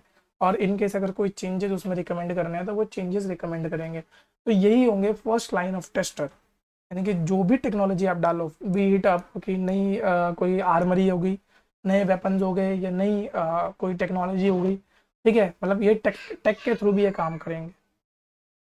ओके, फिर आता है टाइगर ट्रायम्फ। ये जो एक्सरसाइज है ये किस किस के बीच में हो रही है, ये हो रही है आपके इंडिया और यूएसए के बीच में। तो ये आपको ध्यान रखना है, इंडिया एंड यूएसए के बीच में। और ये कैसी है, HADR, human assistance and disaster response exercise. Clear, और ये कैसी एक्सरसाइज होती है, ट्राई सर्विस एक्सरसाइज है। देखिए, इसमें सारी की सारी सर्विसेज आपका भाग ले रही हैं, be it Indian army, Indian air force, Indian navy, Indian coast guard, यहाँ पर भी यूएस की आर्मी, यूएस की नेवी, यूएस की एयरफोर्स और यूएस मरीन कॉर्प्स। क्लियर। तो ये आप सबको याद रखने हैं कि इसमें पूरा का पूरा सभी सर्विसेज यहाँ पर टेक पार्ट ले रही हैं। फिर नेक्स्ट इज एक्सरसाइज लामित्य। ये जो एक्सरसाइज है किस किस के बीच हो रही है, ये हो रही है इंडिया और सेचल्स के बीच में। ठीक है जी, ये हो रही है इंडिया और सेचल्स के बीच में। सेचल्स आपको पता ही है कहाँ है, आपका अफ्रीकन कॉन्टिनेंट के जस्ट राइट साइड में क्या है, कुछ आइलैंड्स हैं, तो वहां पर पाया जाता है सेचल्स। नेक्स्ट इज इंडिया का पहला पाम ऑयल प्रोसेसिंग यूनिट लगा है, और ये कहाँ पर लगा है, अरुणाचल प्रदेश में लगा है। जब आप पाम ऑयल की बात करोगे तो देखिए पाम ऑयल की खासियत क्या होती है, और वर्ल्ड में सबसे ज़्यादा पाम ऑयल कौन एक्सपोर्ट कर रहा है, तो दो कंट्रीज आपको याद रखनी है, एक इंडोनेशिया एंड मलेशिया। जब भी पाम ऑयल की बात आएगी ये दोनों सबसे आगे होंगे। क्लियर। इंडिया में भी पाम ऑयल का बहुत ज़्यादा प्रोडक्शन हो रहा है, रिफाइनरी हो रही है, तो हम क्या करते हैं, बाहर से क्रूड पाम ऑयल मंगाते हैं, इंडिया में उसे रिफाइन करते हैं। अब समझिए ये पाम ऑयल आपका कहाँ कहाँ काम आता है, तो पहला तो कुकिंग में आता है। क्लियर। दूसरा ये काम कहाँ पर आता है, फैशन इंडस्ट्री में बहुत ज़्यादा काम आता है, जैसे जो लिपस्टिक्स होती है ना महिलाओं की, उसमें ये पाम ऑयल बहुत ज़्यादा यूज़ होता है। ठीक है, और मेकअप प्रोडक्ट्स में यूज़ होता है, जो भी मतलब जिनमें भी थोड़ा सा ऐसे प्रोडक्ट जिनमें भी थोड़ा सा आपको ऑयल की ज़रूरत होती है तो ज़्यादातर पाम ऑयल यूज़ होता है। क्लियर। तो ये आपको ध्यान रखना है, ये आपका कहाँ पर जुड़ा है, मतलब कहाँ पर बनाया गया है, अरुणाचल प्रदेश में बनाया गया है जी। Next is HDI index. जो इंडिया है वो 134th पोजीशन पे आया है, किसमें, HDI इंडेक्स में। जब आप ह्यूमन डेवलपमेंट की बात करोगे तो इसमें हम बात करते हैं कि बेसिक स्किल्स, जैसे यहाँ पर 3 फैक्टर हैं, क्या, हेल्दी लाइफ, नॉलेज और डिसेंट स्टैंडर्ड ऑफ लिविंग। तो बेसिकली हम इसको LIE से भी बोल सकते हैं। तो L से मतलब हेल्दी लाइफ, ठीक है, लाइफ, इनकम और एजुकेशन, तो LIE, हेल्थ, इनकम, एजुकेशन। ठीक है, ये आपको ध्यान रखना है। फिर ह्यूमन डेवलपमेंट इंडेक्स की बात करें तो 134th पोजीशन पे तो आए हैं हम इस बार। स्विट्जरलैंड नंबर 1 पे आया, इंपॉर्टेंट पॉइंट है ये। इसके द्वारा रिलीज़ करा जाता है ये UNDP के द्वारा, ये इंपॉर्टेंट पॉइंट हो जाता है। फिर यहाँ पर क्या है, HDI इंडेक्स में मेन क्या क्या चीज़ें डाली गई हैं, तो लाइफ एक्सपेक्टेंसी एट बर्थ जो कि SDG 3 में आता है, और फिर आता है एक्सपेक्टेड ईयर ऑफ स्कूलिंग जो SDG 4.3, mean years of schooling SDG 4.4, GNI that is SDG 8.5। ठीक है, ये आपको ध्यान रखना है। मैं यहाँ पर SDG बोल रहा हूँ, इसका मतलब क्या होता है, sustainable development goal. Sustainable development goal का मतलब देखिए, ये कुछ गोल्स हैं जो डिसाइड किए गए थे UNDP की मीटिंग में कि भैया अगले 15 साल में हम इन गोल्स को अचीव करेंगे। तो ऐसे टोटल एंड टोटल 17 गोल्स हैं आपके। फिर हम बात करते हैं इसमें टॉप परफॉर्मर कौन रहे हैं, तो पहला तो एज ऑब्वियस स्विट्जरलैंड, नॉर्वे और आइसलैंड। बॉटम कंट्रीज में सोमालिया है, साउथ सुडान है, सेंट्रल अफ्रीका रिपब्लिक है। जो बड़ी इकोनॉमीज है उनका देख सकते हैं हम, USA का आप स्कोर देख सकते हो, 0.927 स्कोर है यहाँ पे। UK का देख सकते हो, जापान रशिया का देख सकते हो। कंट्रीज जो कि इसमें रैंक नहीं हुई है कौन कौन सी, एक तो नॉर्थ कोरिया और मोनाको, इन दोनों ने इसमें रैंक नहीं किया गया है, क्योंकि यहाँ पर हम मतलब इनके बारे में उतना कोई डायरेक्ट एविडेंस आपको देखने को नहीं मिलता। फिर यहाँ पर इंडिया का ओवरव्यू क्या है, इंडिया में जो लाइफ एक्सपेक्टेंसी है वो 67.7 ईयर्स थी 2022 में, और ये लगभग लगभग कहाँ पर आ गई, मतलब बढ़ी है, क्योंकि उससे प्रीवियस सालों में 62.7 थी। अब ये जो लाइफ एक्सपेक्टेंसी में जो ग्रोथ हुई है, इट इज़ बिकॉज ऑफ हमारा जो हेल्थ इंफ्रास्ट्रक्चर है वो थोड़ा सा अपग्रेड हुआ है। ठीक है, तो हेल्थ इंफ्रास्ट्रक्चर की वजह से हमारी लाइफ एक्सपेक्टेंसी बढ़ी है। फिर इंडिया की gross national income per capita जो कि USD इतनी थी, ये 6.3 का इंक्रीज देख रही है पिछले 12 महीनों में। ओके, जो एक्सपेक्टेड ईयर ऑफ स्कूलिंग है वो 12.6 पर इंडिविजुअल हो गया है, मतलब 12 साल तो मिनिमम वो पढ़ते ही पढ़ते हैं। फिर HDI स्कोर, ठीक है, 2022 में इतना था, पोजीशन 134 तो 193 में से 2023-24 की रिपोर्ट में। क्लियर, ये आपको ध्यान रखना है। फिर आया है इथेनॉल 100, ये क्या है, एक तरीके का इंडियन ऑयल कॉरपोरेशन का फ्यूल है, जिसमें कि अभी तक हम बात कर रहे थे E20 की। E20 क्या था, इथेनॉल ब्लेंडिंग की बात हो रही थी।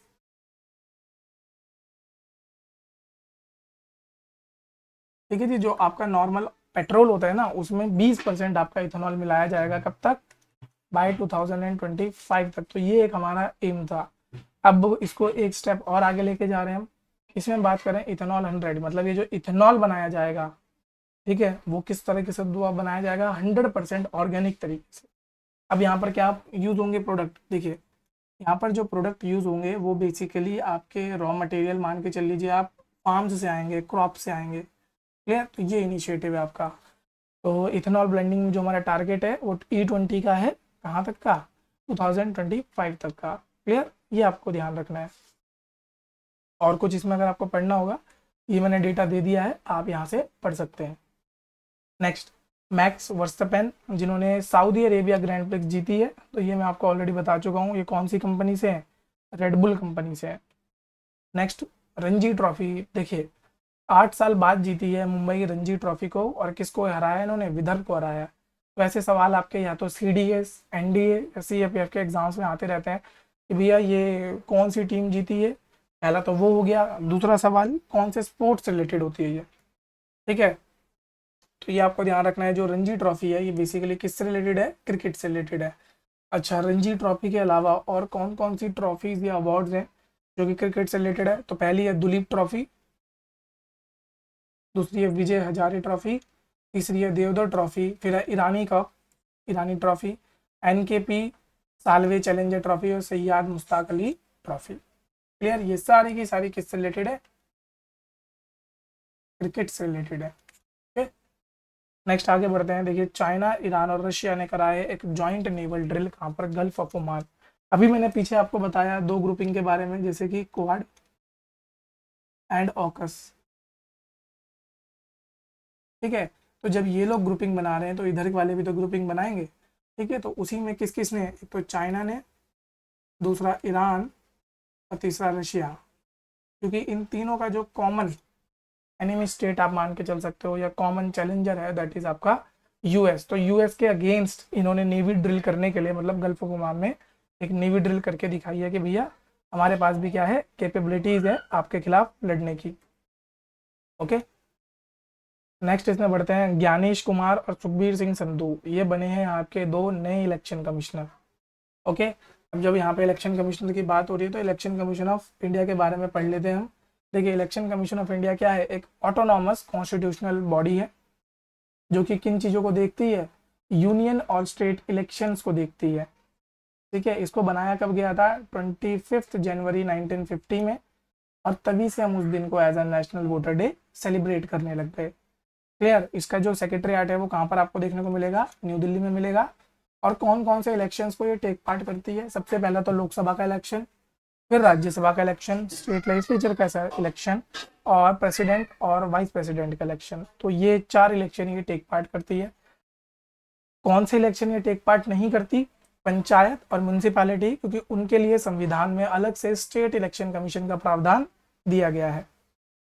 ओके, तो ये आपको ध्यान रखना है। फिर संविधानिक प्रोविजंस क्या क्या है, तो देखिए 324 से 329 के बीच में तो ये डील करते हैं। 324 बताता है कि भैया इलेक्शन कमीशन होगा। ठीक है, 325 बताता है कि जो इलेक्टोरल रोल बनाई जाएगी उसमें से किसी भी व्यक्ति को इन एलिजिबल नहीं डिक्लेयर किया जाएगा on the basis of religion, race, caste and sex. फिर 326 बताता है कि जो भैया इलेक्शंस होंगे किसके, लोकसभा के और स्टेट लेजिस्लेटिव असेंबली के, वो किस बेसिस पे होंगे, आपका यूनिवर्सल अडल्ट सरफेज। ठीक है, जब इलेक्शन होते हैं ना उसमें भी दो पद्धति यूज करी जा सकती हैं। सबसे पहली होती है फर्स्ट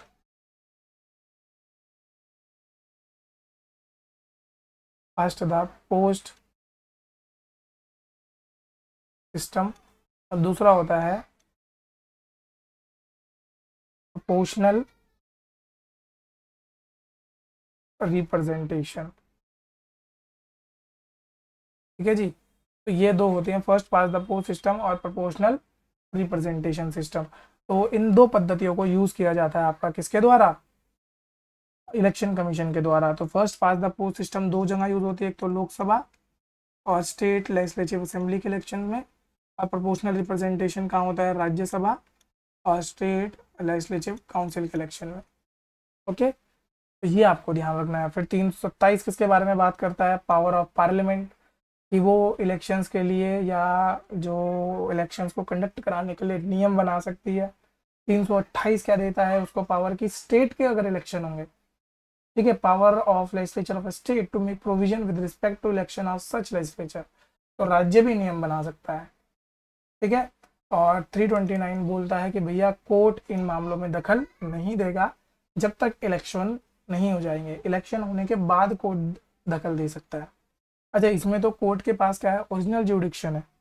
फॉर एग्जाम्पल अगर प्रेसिडेंट और वाइस प्रेसिडेंट के इलेक्शन में कोई भी त्रुटि देखने को मिलती है या उस पर कोई भी कॉन्फ्लिक्ट अराइज होता है तो डायरेक्टली केस किसके पास जाएगा, सुप्रीम कोर्ट के पास। तो उसमें सुप्रीम कोर्ट का क्या है, ओरिजिनल ज्यूरिडिक्शन है। स्ट्रक्चर की बात करें तो शुरुआत में तो देखिए एक ही इलेक्शन कमिश्नर हुआ करते थे, फिर 1989 में एक संविधान संशोधन हुआ। ओके, और ये क्यों हुआ था, क्योंकि एक व्यक्ति थे और इनका नाम आपको ध्यान रखना है, ये one of the famous bureaucrats थे, ठीक है। अगर आपको कभी इस बारे में सवाल आए ना एग्जाम में कि भैया मतलब कि कैसे जो लोग होते हैं, ऑफिसर्स होते हैं, वो अपने दृढ़ संकल्प से चीज़ों को चेंज करते हैं, रिवॉल्यूशनाइज करते हैं, तो उनमें आप एक नाम ले सकते हैं, टी एन शेषन। बहुत इंपॉर्टेंट पर्सनैलिटी है, अगर आप इनके बारे में पढ़ना चाहते हो तो आप इनके बारे में पढ़ सकते हो। क्लियर, तो 1989 में इसको मल्टी मेंबर बॉडी बना दिया गया। अभी क्या होता है यहाँ पे, चीफ इलेक्शन कमिश्नर होता है और other number of election commissioner, जो कि फिक्स किया जाएगा किसके द्वारा, प्रेसिडेंट के द्वारा। हाल फिलहाल में अभी क्या है, एक इलेक्शन कमिश्नर है, चीफ इलेक्शन कमिश्नर है, और 2 इलेक्शन कमिश्नर है, और 2 अगर बढ़ाने चाहे तो ये बढ़ सकते हैं, ठीक है जी। और स्टेट लेवल पे सिर्फ एक ही होता है जिसे बोलते हैं चीफ इलेक्टोरल ऑफिसर। तो अभी हाल फिलहाल में 2023 में क्या होता है, एक अमेंडमेंट लाया गया था जिसके द्वारा इनका जो टेन्योर है 6 साल के लिए फिक्स कर दिया गया और 65 ईयर्स के लिए होता था, ठीक है। इनकी सर्विस कंडीशंस बिल्कुल किसके बराबर होती है, कैबिनेट सेक्रेटरी की, और इनकी सैलरी सुप्रीम कोर्ट के जज के बराबर होती है, ठीक है जी। ये 2 आपको ध्यान रखने हैं। नेक्स्ट, पीएम सूरज पोर्टल,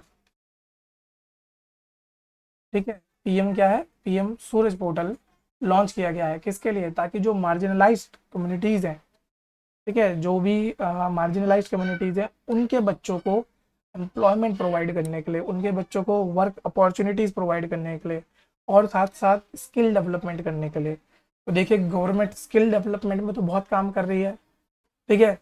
अब उसके बाद उन्होंने क्या देखा कि भैया स्किल डेवलप होने के बावजूद भी इनको एम्प्लॉयमेंट नहीं मिल रहा है। तो अब ऐसी कंडीशंस में गवर्नमेंट किस चीज़ की तरफ चल रही है कि अब हम क्या करेंगे, इनका एम्प्लॉयमेंट जनरेशन करेंगे। नेक्स्ट इज इंडियन इंडिया ने टेक पार्ट किया है किसमें, एक्सरसाइज कटलास। क्या है, एक्सरसाइज कटलास, ठीक है जी। ये एक्सरसाइज कैसी होती है, ये एक मल्टीलेटरल एक्सरसाइज होती है, ओके। तो ये होती है एक मल्टीलेटरल एक्सरसाइज होती है, ये आपको ध्यान रखना है। और इसमें इंडिया को रिप्रेजेंट किसने किया है, INS तीर ने रिप्रेजेंट किया है, क्लियर। अगला न्यूज़ है, that is India first automobile in plant railway sidings. देखिए होता क्या है कि ऑटोमोबाइल प्लांट बनाया गया है किसमें, ये रेलवे साइडिंग में, तो एक इम्पॉर्टेंट न्यूज़ है, ठीक है। इनोवेशन करी जा रही है, चीज़ों को डिफरेंट तरीके से पेश किया जा रहा है ताकि और ज़्यादा इंफ्रास्ट्रक्चर डेवलप हो और ज़्यादा इंडिया की कैपेबिलिटीज़ ग्रो हों, तो उन्हीं सब में ये सब इनोवेटिव तरीके लाए जा रहे हैं, क्लियर। नेक्स्ट हम बात करते हैं, इंडिया अभी भी दुनिया का सबसे लार्जेस्ट आर्म इंपोर्टर है। देखिए टोटल 11% इंपोर्ट जो होता है आर्म्स का, उसमें क्या है, इंडिया है। तो 2018 से 2022 के बीच में जितना भी हुआ है, और अभी जो सिप्री की रिपोर्ट आई है, ठीक है, स्टॉकहोम इंटरनेशनल पीस और RI से जो भी होगा देख लेना, आपको नाम याद रखना है, सिप्री। तो सिप्री की रिपोर्ट के हिसाब से इंडिया सबसे ज़्यादा आर्म्स को क्या करता है, इंपोर्ट करता है, क्लियर। तो वो टॉप 3 में कौन कौन है, देखिए इंडिया है, सऊदी है और कतर है। और यहाँ पर यूक्रेन ने भी 4th लार्जेस्ट आर्म इंपोर्टर इस साल बढ़ गया है। वो आर्म एक्सपोर्टर की जब हम बात करेंगे तो सबसे ज़्यादा US से कर रहा है, क्लियर। इसने एक ग्रोथ देखी है। और अभी करंटली अगर हम बात करें तो फ्रांस सेकंड नंबर पे सबसे लार्जेस्ट आम एक्सपोर्टर है। फिर यहाँ पर अगर हम देखें जो रशिया है उसमें लगभग लगभग आपको डिक्लाइन देखने को मिला है। शुरुआत में यूएसए के बाद सेकंड नंबर पे रशिया हुआ करता था, मतलब सालाना तौर पे, तो उसमें आपको डिक्लाइन देखने को मिला है। तो पहले पे यूएसए, दूसरे पे कौन आ गया है, फ्रांस आ गया है जो सेकंड लार्जेस्ट आर्म सप्लायर है।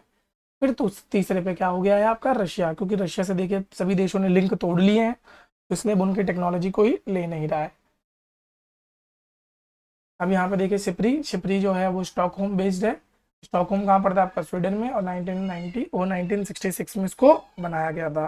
बेसिकली क्या रेगुलेट करती है ये, जो भी आर्म्स इंपोर्ट किए जा रहे हैं, एक्सपोर्ट किए जा रहे हैं, कितनी मात्रा में किए जा रहे हैं, उन सब के ऊपर ये क्या करती है, एक डिटेल्ड रिपोर्ट बनाती है। नेक्स्ट चलते हैं, गवर्नमेंट ने नोटिफाई किया है सिटीजनशिप अमेंडमेंट एक्ट को। देखिए जो CAA है ये लाया कब गया था, ये लाया गया था 2019 में। बेसिकली किस चीज़ के लिए लाया गया था, इसने अमेंड किया था जो आपका सिटीजनशिप अमेंडमेंट एक्ट था, जो इससे पहले आया था 1951 के लगभग में जो आया था, उसको अमेंड किया था। होता क्या है कि ये जो एक्ट है ये सिटीजनशिप देने की बात कर रहा है किन लोगों को, जो नॉन मुस्लिम्स हैं। कहाँ से आए हुए, 3 कंट्रीज से आए हुए, पाकिस्तान, अफगानिस्तान और बांग्लादेश से रिलीजियस माइनॉरिटीज़, यानी कि वहाँ की रिलीजियस माइनॉरिटीज़ जो कि रिलीजियस बेसिस पे जिनको कि एक्सोडस किया गया है, भगाया गया है, उन सबको ये इंडिया में क्या करेगा, सिटीजनशिप प्रोवाइड करेगा। उसके बारे में थोड़ा थोड़ा जान लेते हैं। 1955 का एक्ट को इसने अमेंड किया है, और 6 नॉन मुस्लिम कम्युनिटी जिसमें कि हिंदू आते हैं, सिख्स आते हैं, Buddhist, Jain, Parsis and Christian, कहाँ से, पाकिस्तान, अफगानिस्तान और बांग्लादेश से, जो भी 2014 से पहले इंडिया में एंटर किए हैं, उन सबको ये क्या देंगे, सिटीजनशिप देंगे। अभी इसमें इन 6 की 6 कम्युनिटीज़ के ऊपर 2 एक्ट के अंदर केस नहीं हो सकता। पहला फॉरनर एक्ट ऑफ 1956, दूसरा पासपोर्ट एक्ट ऑफ 1920। क्लियर। ये दोनों एक्ट में क्या है, पनिशमेंट्स है अगर कोई इंडिया में इलीगली एंटर करता है, यानी कि या तो वो इलीगली एंटर करता है या तो उसका पासपोर्ट और वीज़ा एक्सपायर हो गया है और उसने उसको अभी तक दोबारा से री इशू नहीं करवाया है। फिर देख लेते हैं इंडिया में सिटीजनशिप लेने के क्या क्या तरीके हैं। तो पहला तो बाय बर्थ, पैदा हो गए आप, ठीक है जी, मिल गई। बाय रजिस्ट्रेशन, रजिस्ट्रेशन में क्या होता है, आपने नेचुरलाइजेशन का पीरियड कंप्लीट किया, आपने रजिस्टर करा, आपको मिल गई। बाय डिसेंट, मतलब आपके दादा परदादा यहीं के थे तो आपको मिल गई। नेचुरलाइजेशन, इसमें क्या होता है कि लास्ट 14 सालों में आपको कम से कम 12 साल कहाँ पे रहना पड़ता है, 12 ईयर इन इंडिया। तो कम से कम 12 साल आपको इंडिया में रहना पड़ेगा, तब आपको नेचुरलाइजेशन से क्या मिल जाएगी, सिटीजनशिप मिल जाएगी। फिर पांचवा क्या है, incorporation of territory bye government of India. अब ये मत समझ लीजिएगा कि अगर किसी विदेशी ने यहाँ की ज़मीन खरीद ली तो उसको मिल जाएगी, नहीं। देखिए इसमें थोड़ा टेक्निकल है। क्या टेक्निकल है, अगर हमारे भारत ने किसी टेरिटरी को एक्वायर किया है, जैसे हम बात कर लेते हैं 1975 से पहले भारत में सिक्किम ऐड नहीं था, तो जब 1975 या 76 में सिक्किम को एज ए स्टेट बनाया गया तो उन्होंने क्या करा, टेरिटरी को एक्वायर किया। तो गवर्नमेंट ऑफ इंडिया ने क्या करा, एक नोटिफिकेशन निकाला कि all those who are living inside the territory of Sikkim state which was acquired by government of India are considered और deemed to be citizen of India. Clear. तो उन सबको क्या मान लिया जाएगा, सिटीजन ऑफ इंडिया मान लिया जाएगा, जैसे ही गवर्नमेंट ऑफ इंडिया नोटिफाई कर दे कि भाई ये टेरिटरी अब हमारी है। ओके, तो ये आपको ध्यान रखना है। फिर एक all women maritime surveillance mission हुआ है, कहाँ पे, अंडमान एंड निकोबार में। तो इसमें देखिए सभी फोर्सेस से महिलाएं आई हैं, तो ये आपको ध्यान रखना है। इंडियन नेवी से भी आई होंगी, इंडियन आर्मी से है, इंडियन एयरफोर्स से है। तो ऑल वुमेन मैरीटाइम कमांड है। और जब आप अंडमान और निकोबार की बात करेंगे तो ये क्या है, ये ट्राई सर्विस कमांड है। ठीक है जी, ये क्या है, एक ट्राई सर्विस कमांड है जहाँ पर कि तीनों सेनाओं के लोग रहते हैं। नेक्स्ट हम इसमें बात करें, याओंडे डिक्लेरेशन, ये बेसिकली किस चीज़ के लिए करा गया है, ये पूरे अफ्रीकन यूनियन ने किया है। इस चीज़ को लेके ताकि मलेरिया को एंड किया जा सके पूरे के पूरे अफ्रीकन कॉन्टिनेंट से, तो उस चीज़ के अगेंस्ट यहाँ पर ये करा गया है। देखिए मलेरिया क्या होती है, ये जो डिसीज़ होती है किसके द्वारा होती है, प्लाज्मोडियम के द्वारा होती है, और ये पैरासाइट ट्रांसमिट होता है humans through the bite of infected female anopheles mosquito. ये जो एनाफिलस मॉस्किटो है उसके द्वारा यहाँ पर ये फैलाया जाता है। मलेरिया देखिए एक तरह के ट्रॉपिकल डिसीज है, तो जो भी ट्रॉपिकल और सब ट्रॉपिकल रीजन है पूरी दुनिया का, चाहे वो अफ्रीकन कॉन्टिनेंट की बात कर लो, साउथ ईस्ट एशियन की बात कर लो, साउथ अमेरिकन कॉन्टिनेंट्स की बात करो, तो वहाँ पर मलेरिया बहुत ज़्यादा देखा जाता है। क्लियर। तो ये जो प्लाज्मोडियम फैल्सीपैरम है ये बहुत ज़्यादा डेथ कॉज करता है, और प्लाज्मोडियम वाइवैक्स ये सबसे ज़्यादा मलेरिया स्पीसीज फैलाता है। अभी तक कोई भी मलेरिया की पर्टिकुलर वैक्सीन देखी नहीं गई है जिसकी जो एफिकेसी हो वो 75% से ऊपर हो। ठीक है। स्टिल जो WHO है उसने गो हेड दिया है फर्स्ट मलेरिया वैक्सीन, ठीक है, RTS को, ये ध्यान रखना है आपको, RTSS ये क्या है, एक मलेरिया वैक्सीन है। मैं अलग से भी लिख रहा हूँ आपके लिए ताकि आपको अलग से हाईलाइट हो जाए, क्या है, फर्स्ट मलेरिया वैक्सीन है। फिर E2025 इनिशिएटिव है जो WHO के द्वारा लॉन्च किया गया है, किस चीज़ के लिए है, ताकि जो मलेरिया का ट्रांसमिशन है वो 25 कंट्रीज में रोकना है, कब तक, 2025 तक।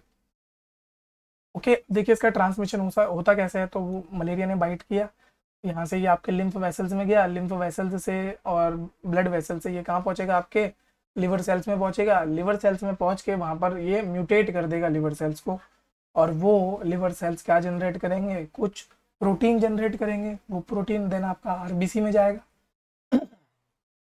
ठीक है। और वहाँ पे जाके एसेक्सुअली रिप्रोड्यूस होगा और फिर वो गैमेट्स बन के बाहर आ जाएगा। तो आपके ब्लड में इस तरीके से वो रेप्लिकेट होता है। फिर आता है MIRV टेक्नोलॉजी। देखिए हुआ क्या है, DRDO का एक मिशन है जिसे बोलते हैं दिव्यास्त्र, उसमें उसने अग्नि 5 मिसाइल जिसके अंदर की क्या है MIRV टेक्नोलॉजी लगाई गई है उसको सक्सेसफुली टेस्ट किया है।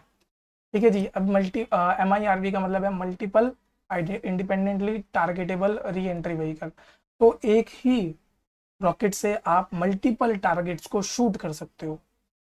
क्लियर। तो ये आपको ध्यान रखना है। अब यहाँ पर आपको अग्नि 5 के बारे में जान लेना है। अग्नि 5 क्या है, अग्नि 5 एक ICBM, inter continental ballistic missile, मैं लिख देता हूँ आप लोगों के लिए।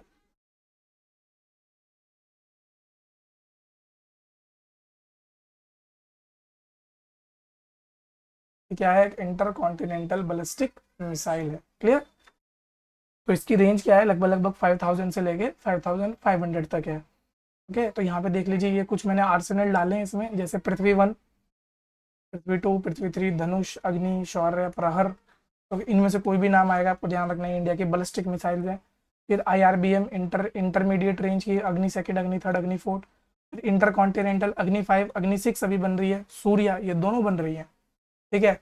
फिर submarine launch ballistic vehicle K-15 Sagarika और K-4, ये दोनों क्या है, सबमरीन से जो लॉन्च हो सके। ठीक है। K-15 आप एक तरीके से मान सकते हो ब्रह्मोस का ही क्या है, नेवल वेरिएंट है। क्रूज मिसाइल की बात करें तो Nirbhay, BrahMos 2, short range surface to air missile में त्रिशूल, आकाश, मैत्री, बरात, एंटी टैंक गाइडेड मिसाइल में नाग, हेलिना। फिर एंटी बैलिस्टिक मिसाइल में पृथ्वी एडवांस एयर डिफेंस सिस्टम, पृथ्वी एयर डिफेंस सिस्टम, और अभी आपको मैंने बताया था सागर, सागर था कि समर था, तो देख लेना एक बार, सागर या समर में से कोई था, जो भी था उसको कंफर्म कर लेना आप। तो दुनिया का पहला large scale mechanised tropical seaweed farm बनाया गया है, किसके द्वारा, C6 के द्वारा। ये जो है क्या है, ये एक पाइनियर कंपनी है, किसमें, ब्लू इकोनॉमी में। तो ब्लू इकोनॉमी हमारे लिए जाना जरूरी है। ब्लू इकोनॉमी में मतलब हम कौन से रिसोर्सेज पे मोस्टली डिपेंडेंट होते हैं, रिसोर्सेज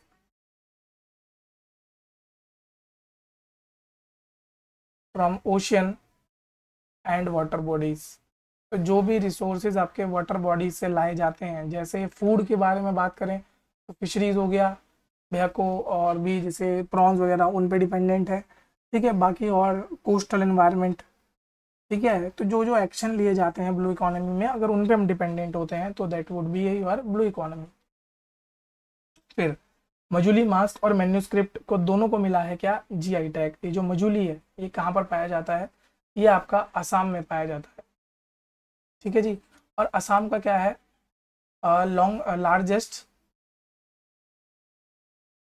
इन रिवर आइलैंड है। और कौन सी रिवर के अंदर पड़ता है, ये ब्रह्मपुत्रा रिवर के अंदर पड़ता है। तो ब्रह्मपुत्रा रिवर के अंदर एक क्या है, आइलैंड है, ठीक है, उसके ऊपर बनाए गए कुछ इंपॉर्टेंट चीज़ें जैसे मास्क वहीं पर बनता है और वहाँ की मैन्यूस्क्रिप्ट को जीआई टैग मिला है। तो इस तरीके का ये इनलैंड एक रिवर आइलैंड है। ठीक है जी, कहाँ पड़ता है ये? असम में लार्जेस्ट इनलैंड इन रिवर आइलैंड। क्लियर। फिर जनरल लचित बोरफुकन की एक ब्रॉन्ज स्टैटू है, उसको इनॉग्रेट किया गया था बाय द प्रधानमंत्री नरेंद्र मोदी जी। ठीक है, अब इसमें इंपॉर्टेंट हमारे लिए हो जाता है ये जो जनरल लचित बोरफुकन थे इनके बारे में जानना है। तो ये कहाँ के जनरल थे? ये अहोम किंगडम के जनरल थे और एक इम्पॉर्टेंट लड़ाई में इनका नाम लिया जाता है। तो सबसे पहले जान लेते हैं इनका। देखिए 1622 में इनका जन्म हुआ था और 1671 में इन्होंने एक लड़ाई लड़ी थी जिसको बोला गया बैटल ऑफ सराई घाट। एक बैटल ऑफ सारागढ़ी है जिसके ऊपर एक मूवी बनी है। कौन सी मूवी?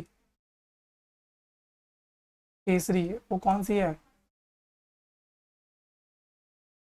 Battle of Saragarhi. ठीक है, तो उससे कंफ्यूज नहीं करना आपको, इसे बैटल ऑफ सराई घाट अलग है। ये किस किस के बीच में हुई थी? मुगल फोर्सेस के बीच में, क्योंकि जो मुगल फोर्सेस थे उस समय की 1671 आई थिंक ये टाइम पीरियड था औरंगजेब का। ठीक है, तो औरंगजेब के टाइम पीरियड में उन्होंने क्या करा? मुगल फोर्सेस भेजी थी कि आप जाओ असम की तरफ जाओ और उसको कैप्चर करो। तो वहां पर ब्रह्मपुत्रा नदी के किनारे लचित बोरफुकन थे, उन्होंने ये लड़ाई लड़ी थी और इन्होंने मुगल फोर्सेस को आगे नहीं बढ़ने दिया था। ये इतने अच्छे लीडर थे, ठीक है, कि इन्होंने मुगल आर्मी को उस समय हराया कि इनके नाम पे ही नेशनल डिफेंस एकेडमी में जो गोल्ड मेडल दिया जाता है वो यही दिया जाता है, Lachit Borphukan gold medal. Okay, तो ये बेस्ट कैडेट को दिया जाता है, जो एनडीए का क्या होगा? बेस्ट कैडेट होगा। तो ये आपको ध्यान रखना है। फिर बैटल ऑफ सारागढ़ सराई घाट, ये मैंने आपको बताया था 1671 में हुई थी और ये एक नेवल बैटल थी। ठीक है जी, कैसी बैटल थी ये? Naval battle. फिर अहोम किंगडम मैंने आपको बता दिया, ये 13th सेंचुरी में बनाया गया था और इसका जो रूल था वो कब खत्म हुआ? जब ट्रीटी ऑफ यान्डबू हुई। इसके बीच में ब्रिटिश इंडिया के और आपका इधर म्यांमार साइड के बीच में ट्रीटी ऑफ यान्डबू हुई थी। नेक्स्ट इज सात्विक एंड चिराग, इन्होंने क्या जीता है? French open man double title जीता है। तो ये आपको ध्यान रखना है। तो ये बेसिकली आपको यही याद रख के चलना है। फिर नेक्स्ट इज संतोष ट्रॉफी। जैसे पीछे मैंने आपको अभी कौन सी ट्रॉफी बताई थी? रणजी ट्रॉफी। ठीक है, नेक्स्ट आती है यहाँ पे संतोष ट्रॉफी। अब यहाँ पे देख लीजिए, ये जो संतोष ट्रॉफी है ये किसके लिए है? ये फुटबॉल के लिए है जी। ओके, तो संतोष ट्रॉफी में कौन जीती है? सर्विसेज जीती हैं। सर्विसेज मतलब जितनी भी आपकी गवर्नमेंट सर्विसेज के लोग होते हैं जो स्पोर्ट्स कोटा में होते हैं वो जीता है और उसने हराया किसको है? गोवा स्टेट को हराया। क्लियर, ये आपको ध्यान रखना है। तो संतोष ट्रॉफी। फिर आता है सी डिफेंडर एक्सरसाइज। क्लियर, ये जो सी डिफेंडर एक्सरसाइज ये किस किस के बीच में हुई है? इंडिया और यूएसए के बीच में हुई है। एक मैंने, अच्छा इसमें एक और मैंने आपको बताई थी सी ड्रैगन, ये भी आपको याद रखना है। तो सी ड्रैगन भी किस किस के बीच में थी? इंडिया एंड यूएसए के बीच में थी। नेक्स्ट इज नमस्ते स्कीम। ये जो नमस्ते स्कीम है ये बेसिकली किसके लिए है? ये डिग्निटी ऑफ सैनिटेशन वर्कर, तो सैनिटेशन वर्कर्स के लिए ये।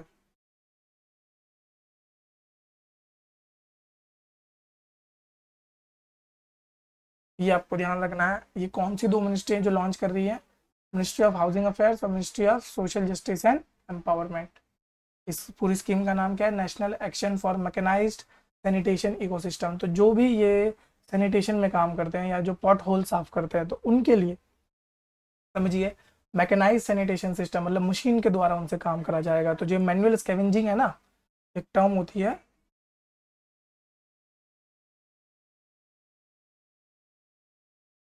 जो मैनुअल स्कैवेंजिंग होगा इसको खत्म करने की बात करी जा रही है। तो next is Indian arm force ने कंडक्ट करी है पहली, मतलब पहली तो नहीं, सबसे बड़ी मेगा भारत शक्ति एक्सरसाइज, जो कि कहाँ पर हुई है? जैसलमेर में। अब इसमें इंडिया ने क्या दिखाया? अपना पूरा का पूरा मिलिट्री माइट दिखाया कि जो जो हम पे टेक्नोलॉजीज हैं, जो जो हम पे आर्सेनल है, सब दिखाया ताकि दुनिया में एक मैसेज जाए कि इंडियन आर्मी कितनी कैपेबल है चीज़ों के लिए। ठीक है, फिर आता है insurance for blue collar work forces. देखिए क्या होता है, जो लोग इंडिया से यूएई जाते हैं तो वहां पर क्या हुआ है, दुबई जो कॉन्सुलेट है इंडिया, मतलब दुबई में जो कॉन्सुलेट है इंडिया का, उसने क्या करा है, एक न्यू इंश्योरेंस पॉलिसी बनाई है जिसमें कि जितने भी वहां पर ब्लू कॉलर वर्कर आएंगे उनका इंश्योरेंस करा जाएगा। ठीक है, अब ब्लू कॉलर वर्कर मतलब जो आपका बिल्डिंग सेक्टर में काम करते हैं, मतलब ये बिल्डिंग्स बनाना, इंफ्रास्ट्रक्चर डेवलपमेंट करना, ठीक है, इनसे रिलेटेड एक्टिविटीज में काम करते हैं, उन सबको क्या बोला जाता है, ब्लू कॉलर वर्कर। देख लीजिए, ब्लू को ब्लैक कॉलर वर्कर कौन से होते हैं, जो ऑयल इंडस्ट्री में काम करते हैं। ठीक है, ब्लू कॉलर वर्कर जो आपके मैनुअल लेबर की तरह काम करते हैं। गोल्ड कॉलर जो हाईली स्किल्ड और नॉलेजेबल पीपल होते हैं, जैसे doctor, lawyer, scientist, engineers.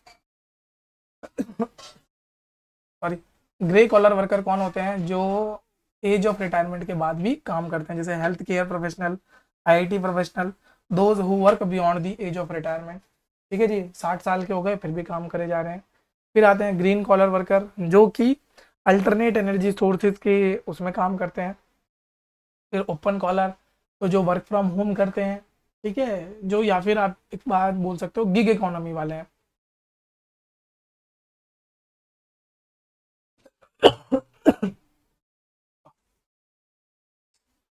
Pink collar worker जो होते हैं, जो लो पेड जॉब्स में होते हैं, जैसे like librarian, receptionist. Scarlet collar workers कौन होते हैं, जो पोर्नोग्राफी इंडस्ट्री में होते हैं, ये भी इंपॉर्टेंट है आपका। व्हाइट कॉलर वर्कर इंपॉर्टेंट है इसमें, और ओपन कॉलर वर्कर, ये तीन इंपॉर्टेंट आपको बहुत ज़्यादा याद रखने हैं। ठीक है, व्हाइट कॉलर वर्कर जो मैनेजमेंट या ऑफिस में काम करते हैं, सैलरीड प्रोफेशनल्स होते हैं। ठीक है, फिर पनामा ने ज्वाइन किया है इंटरनेशनल सोलर अलायंस को ज्वाइन किया है। तो यहाँ देख लेते हैं, इंटरनेशनल सोलर अलायंस ये बेसिकली एक कोलैबोरेटेड एफर्ट था, किसका, इंडिया और फ्रांस का।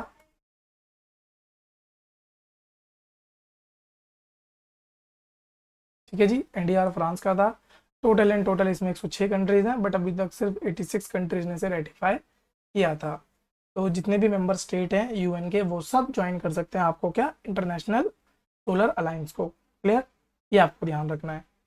फिर क्या है, स्वीडन और फिनलैंड ने ऑफिशियली ज्वाइन करा है नेटो को, तो ये आप देख सकते हैं। अब नेटो के बारे में बात कर लेते हैं। देखिए, नेटो क्या है, एक मिलिट्री अलायंस है जो कि किसके द्वारा बनाया है, वॉशिंगटन ट्रीटी 1949 में बना था। बनाया किस द्वारा, किस चीज़ के लिए गया था, सोवियत यूनियन के अगेंस्ट बनाया गया था। क्लियर, और यहाँ पे आप देख सकते हैं ये इसके मेंबर्स हैं, टोटल एंड टोटल अभी 32 मेंबर्स हैं। और इधर पे मैंने चार्ट डाला है 2024 में जिन्होंने ज्वाइन किया है, फिनलैंड और स्वीडन। ठीक है जी, 23-24 में। और कौन कौन सी कंट्रीज हैं जो अभी अप्लाई कर रखा है जिन्होंने, यूक्रेन, जिसकी वजह से देखो ये यूक्रेन रशिया वॉर चल रहा है। क्लियर, तो ये आपको ध्यान रखना है। इसका जो हेडक्वार्टर है वो कहाँ है, ब्रुसेल्स बेल्जियम में है। फिर इंडियन ऑयल कॉरपोरेशन ने एक F1 फ्यूल बनाया है जिसको कि स्ट्रॉन्ग फ्यूल बोला गया है। ठीक है, तो स्ट्रॉन्ग फ्यूल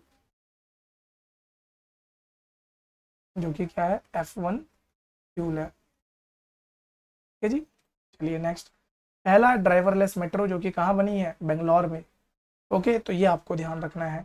अच्छा, जब आप यहाँ पे ड्राइवरलेस मेट्रो की बात कर रहे हो तो पहली वाटर मेट्रो, ठीक है, जो वाटर मेट्रो है वो कहाँ पर बनी है, कोचिन। और एक और होता है अंडर वाटर मेट्रो।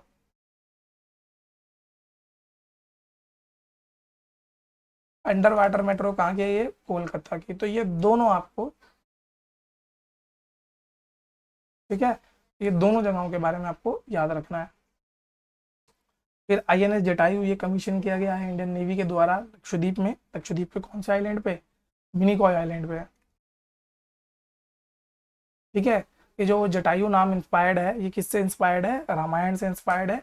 जैसे कि ये मतलब ऑफिशियल में बता रहा हूँ, जैसे कि रामायण में जटायु क्या थे, एक नॉलेजेबल व्यक्ति थे, मतलब वो हर चीज में लोगों को एनलाइटन करते थे और सबसे आगे चलते थे, एक लीडरशिप का स्रोत थे वो एक तरीके से। तो वैसे ही आईएनएस जटायु भी क्या करेगी, आगे चलेगी, लीडरशिप का स्रोत बनेगी। ठीक है, फिर आता है पहला गवर्नमेंट बैक्ड ओटीटी प्लेटफॉर्म जो कि लॉन्च किया गया है केरला के द्वारा, इसका नाम है ऑस्पेस। ठीक है, तो ये आपको ध्यान रखना है। फिर केरला गवर्नमेंट ने एक और चीज इंट्रोड्यूस की है जिसका नाम है आइरिस। ये क्या है, फर्स्ट एआई जनरेटिव टीचर है। ये आपको ध्यान रखना है, फर्स्ट एआई जनरेटिव टीचर, जो किसका नाम क्या है, आइरिस।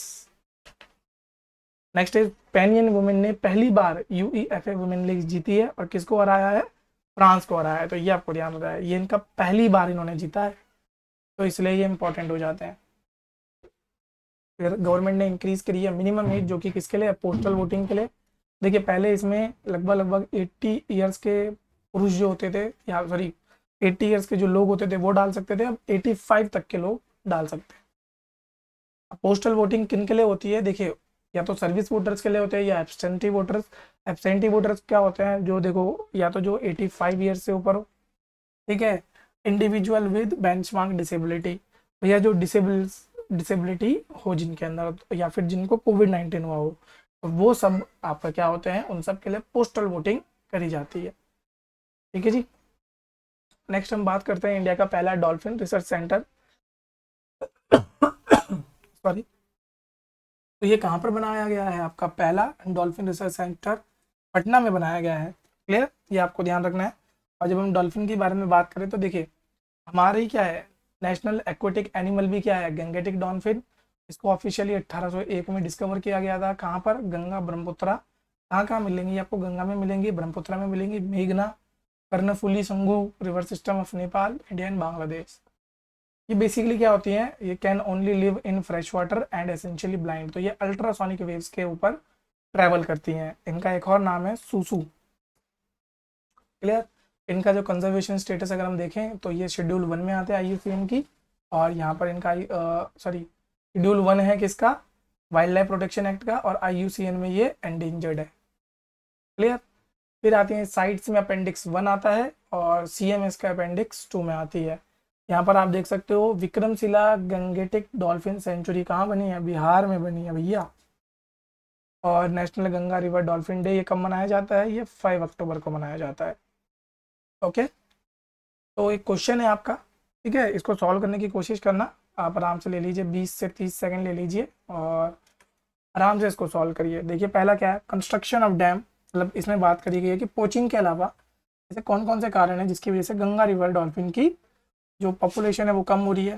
पहला, भैया डैम या बैरेज बना, उससे क्रोकोडाइल्स की जो पॉपुलेशन है इंक्रीज हुई है, उसकी वजह से getting trapped in the fishing net accidentally, उस वजह से सिंथेटिक फाइबर्स का यूज़ करें उसकी वजह से।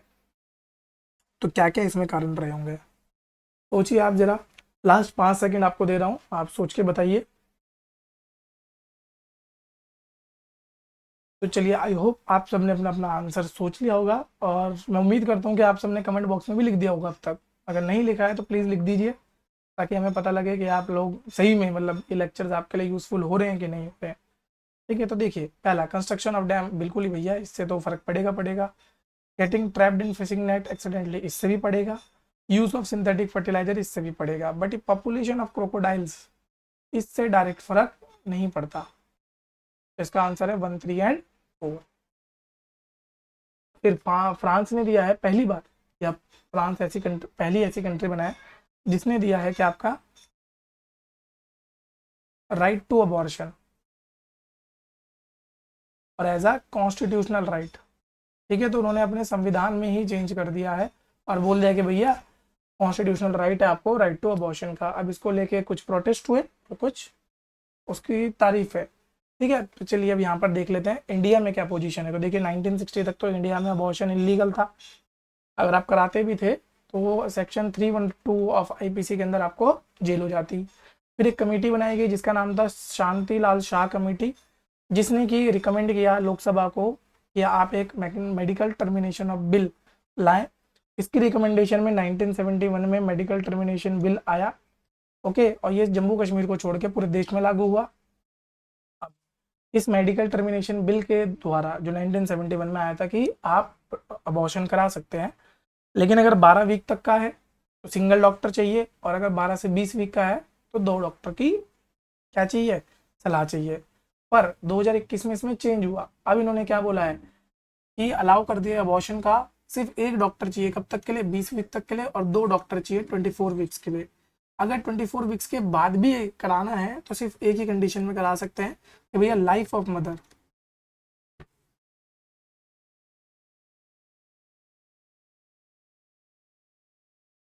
लाइफ ऑफ मदर है वो शुड बी इन डेंजर, तो मदर की लाइफ क्या होनी चाहिए, डेंजर में होनी चाहिए, सिर्फ उस वजह से आप करा सकते हो आफ्टर 24 वीक्स भी, बट वो भी ओनली थ्रू कोर्ट। ठीक है, कोर्ट अलाउ करेगा तभी आप कर सकते हैं। फिर चापर कुट एक फेस्टिवल है, ये कहाँ पर मनाया जाता है? मिजोरम में। देखिए मैंने आपको पहले एक फेस्टिवल और बताया था जिसका नाम था हॉर्नबिल फेस्टिवल, और ये कहाँ मनाया जाता था? ये नागालैंड में। तो ऐसे ही चापर कुट ये कहाँ का है? मिजोरम का है। फिर आता है समुद्र लक्ष्मण, ये जो एक एक्सरसाइज होती है, ये किस किस के बीच में? ये इंडियन और मलेशियन नेवी के बीच में। किसमें? इंडियन एंड मलेशियन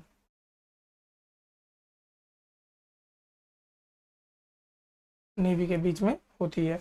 और इंडिया की तरफ से रिप्रेजेंट किसने किया है? आईएनएस किल्तन ने इसको रिप्रेजेंट किया है।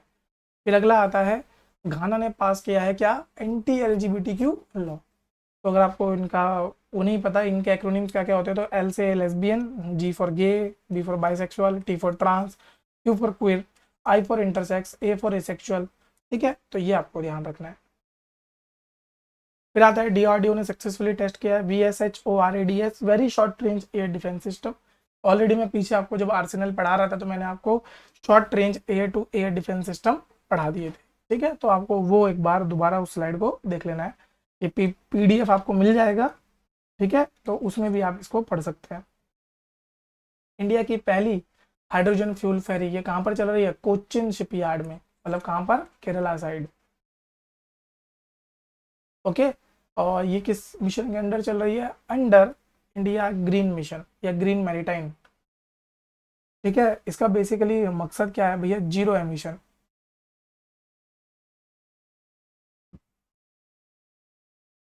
Zero emission of carbon. तो कार्बन बिल्कुल भी प्रोड्यूस नहीं होना चाहिए। फिर है सुनील भारती मित्तल, इनको मिला है honorary knighthood by the Charles second. तो जो चार्ल्स सेकंड है उन्होंने क्या दिया है? सुनील भारती मित्तल जी को नाइटहुड ग्रांट किया गया है, और ये बने पहले इंडियन सिटीजन जिनको इतना बड़ा ऑनर मिला है। क्लियर? तो ये आपको ध्यान रखना है। अब बात कर लेते हैं जो एक्सरसाइज हम पिछले 3-4 वीडियो से कर रहे हो, बहुत इंपॉर्टेंट एक्सरसाइज है ये। इंपॉर्टेंट डेज, ठीक है, तो March 1 zero discrimination day, March 2 world wild life day, March 3 था ये, March 8 international women day, March 14 पाई डे। पाई आपको पता होगा ना, बचपन में यूज़ करते थे, 22/7 या फिर 3.14 समथिंग समथिंग था। March 14 international day of action for rivers, March 20 international day of happiness, March 21 world forestry day, March 21 again world down syndrome day. Down syndrome कम होता है, ये आपको ध्यान रखना है, जब ट्राइसोमी, ये ट्राइसोमी का मतलब अगर कोई ऑटोजोम, दो तरह के आपके क्रोमोजोम होते हैं ना, ऑटोजोम और सेक्स क्रोमोजोम, अगर कोई ऑटोजोम की डबल कॉपी बन जाए, मतलब टोटल 3 क्रोमोजोम हो जाए, तो उसे बोलते हैं ट्राइसोमी। तो यहाँ पे ट्राइसोमी हो जाती है 21st क्रोमोजोम की, इसी को बोला जाता है आपका डाउन सिंड्रोम। फिर आता है world water day, March 22, world metrological day, March 23। Clear? तो चलिए यहाँ पर होता है हमारा लेक्चर खत्म। Thank you everyone for listening me patiently, और ध्यान रखिएगा ये जो लेक्चर मैं आप लोगों के लिए बना रहा हूँ ये आपके एग्जाम में बहुत हेल्पफुल रहेंगे आप लोगों के लिए, अगर आपने रेगुलर रिवीजन किया। अगर आप रेगुलर रिवीजन करके जा रहे हैं तो बहुत हेल्पफुल है आपके लिए। अगर आप रेगुलर रिवीजन नहीं कर रहे हैं तो थोड़ी दिक्कत हो जाएगी, क्योंकि इतना सारा कंटेंट है। देखिए मुझे कंपाइल करने में 2 दिन लगते हैं, 2 से 3 दिन लग जाते हैं, कभी कभी 4 दिन भी हो जाते हैं, क्योंकि हर जगह से आपको नॉलेज लाने के लिए 3-4 सोर्सेज देखने पड़ते हैं और फिर उनको कंपाइल करना पड़ता है। तो ज़रूरी है आप लोगों के लिए कि आप PDF और ये वीडियो का जितना ज़्यादा यूज़ हो सके उतना करें, बार बार इसको सुनते रहें। ठीक है, अगर आपको लगता है तो आप 1.5x की स्पीड में चलाना, उतना ही मैं रिकमेंड करूँगा, नहीं तो 1.25, इससे ऊपर मत चलाना, नहीं तो आपको कुछ समझ नहीं आने वाला। ठीक है, मैं उन टीचरों में से नहीं हूँ जो बहुत धीरे धीरे बोले। मेरा मानना यह है कि जल्दी नॉलेज देना है और एफिशिएंट नॉलेज देना है। ठीक है, तो 1.5 या 1.25 में चलाओ, आपको पूरा समझ आएगा, कोई दिक्कत नहीं। तो चलिए बच्चे, इसी पॉइंट पे आपसे विदा लेता हूँ मैं। मिलूंगा मैं आपको नेक्स्ट वीडियो में, तब तक के लिए पढ़ते रहें और बढ़ते रहें।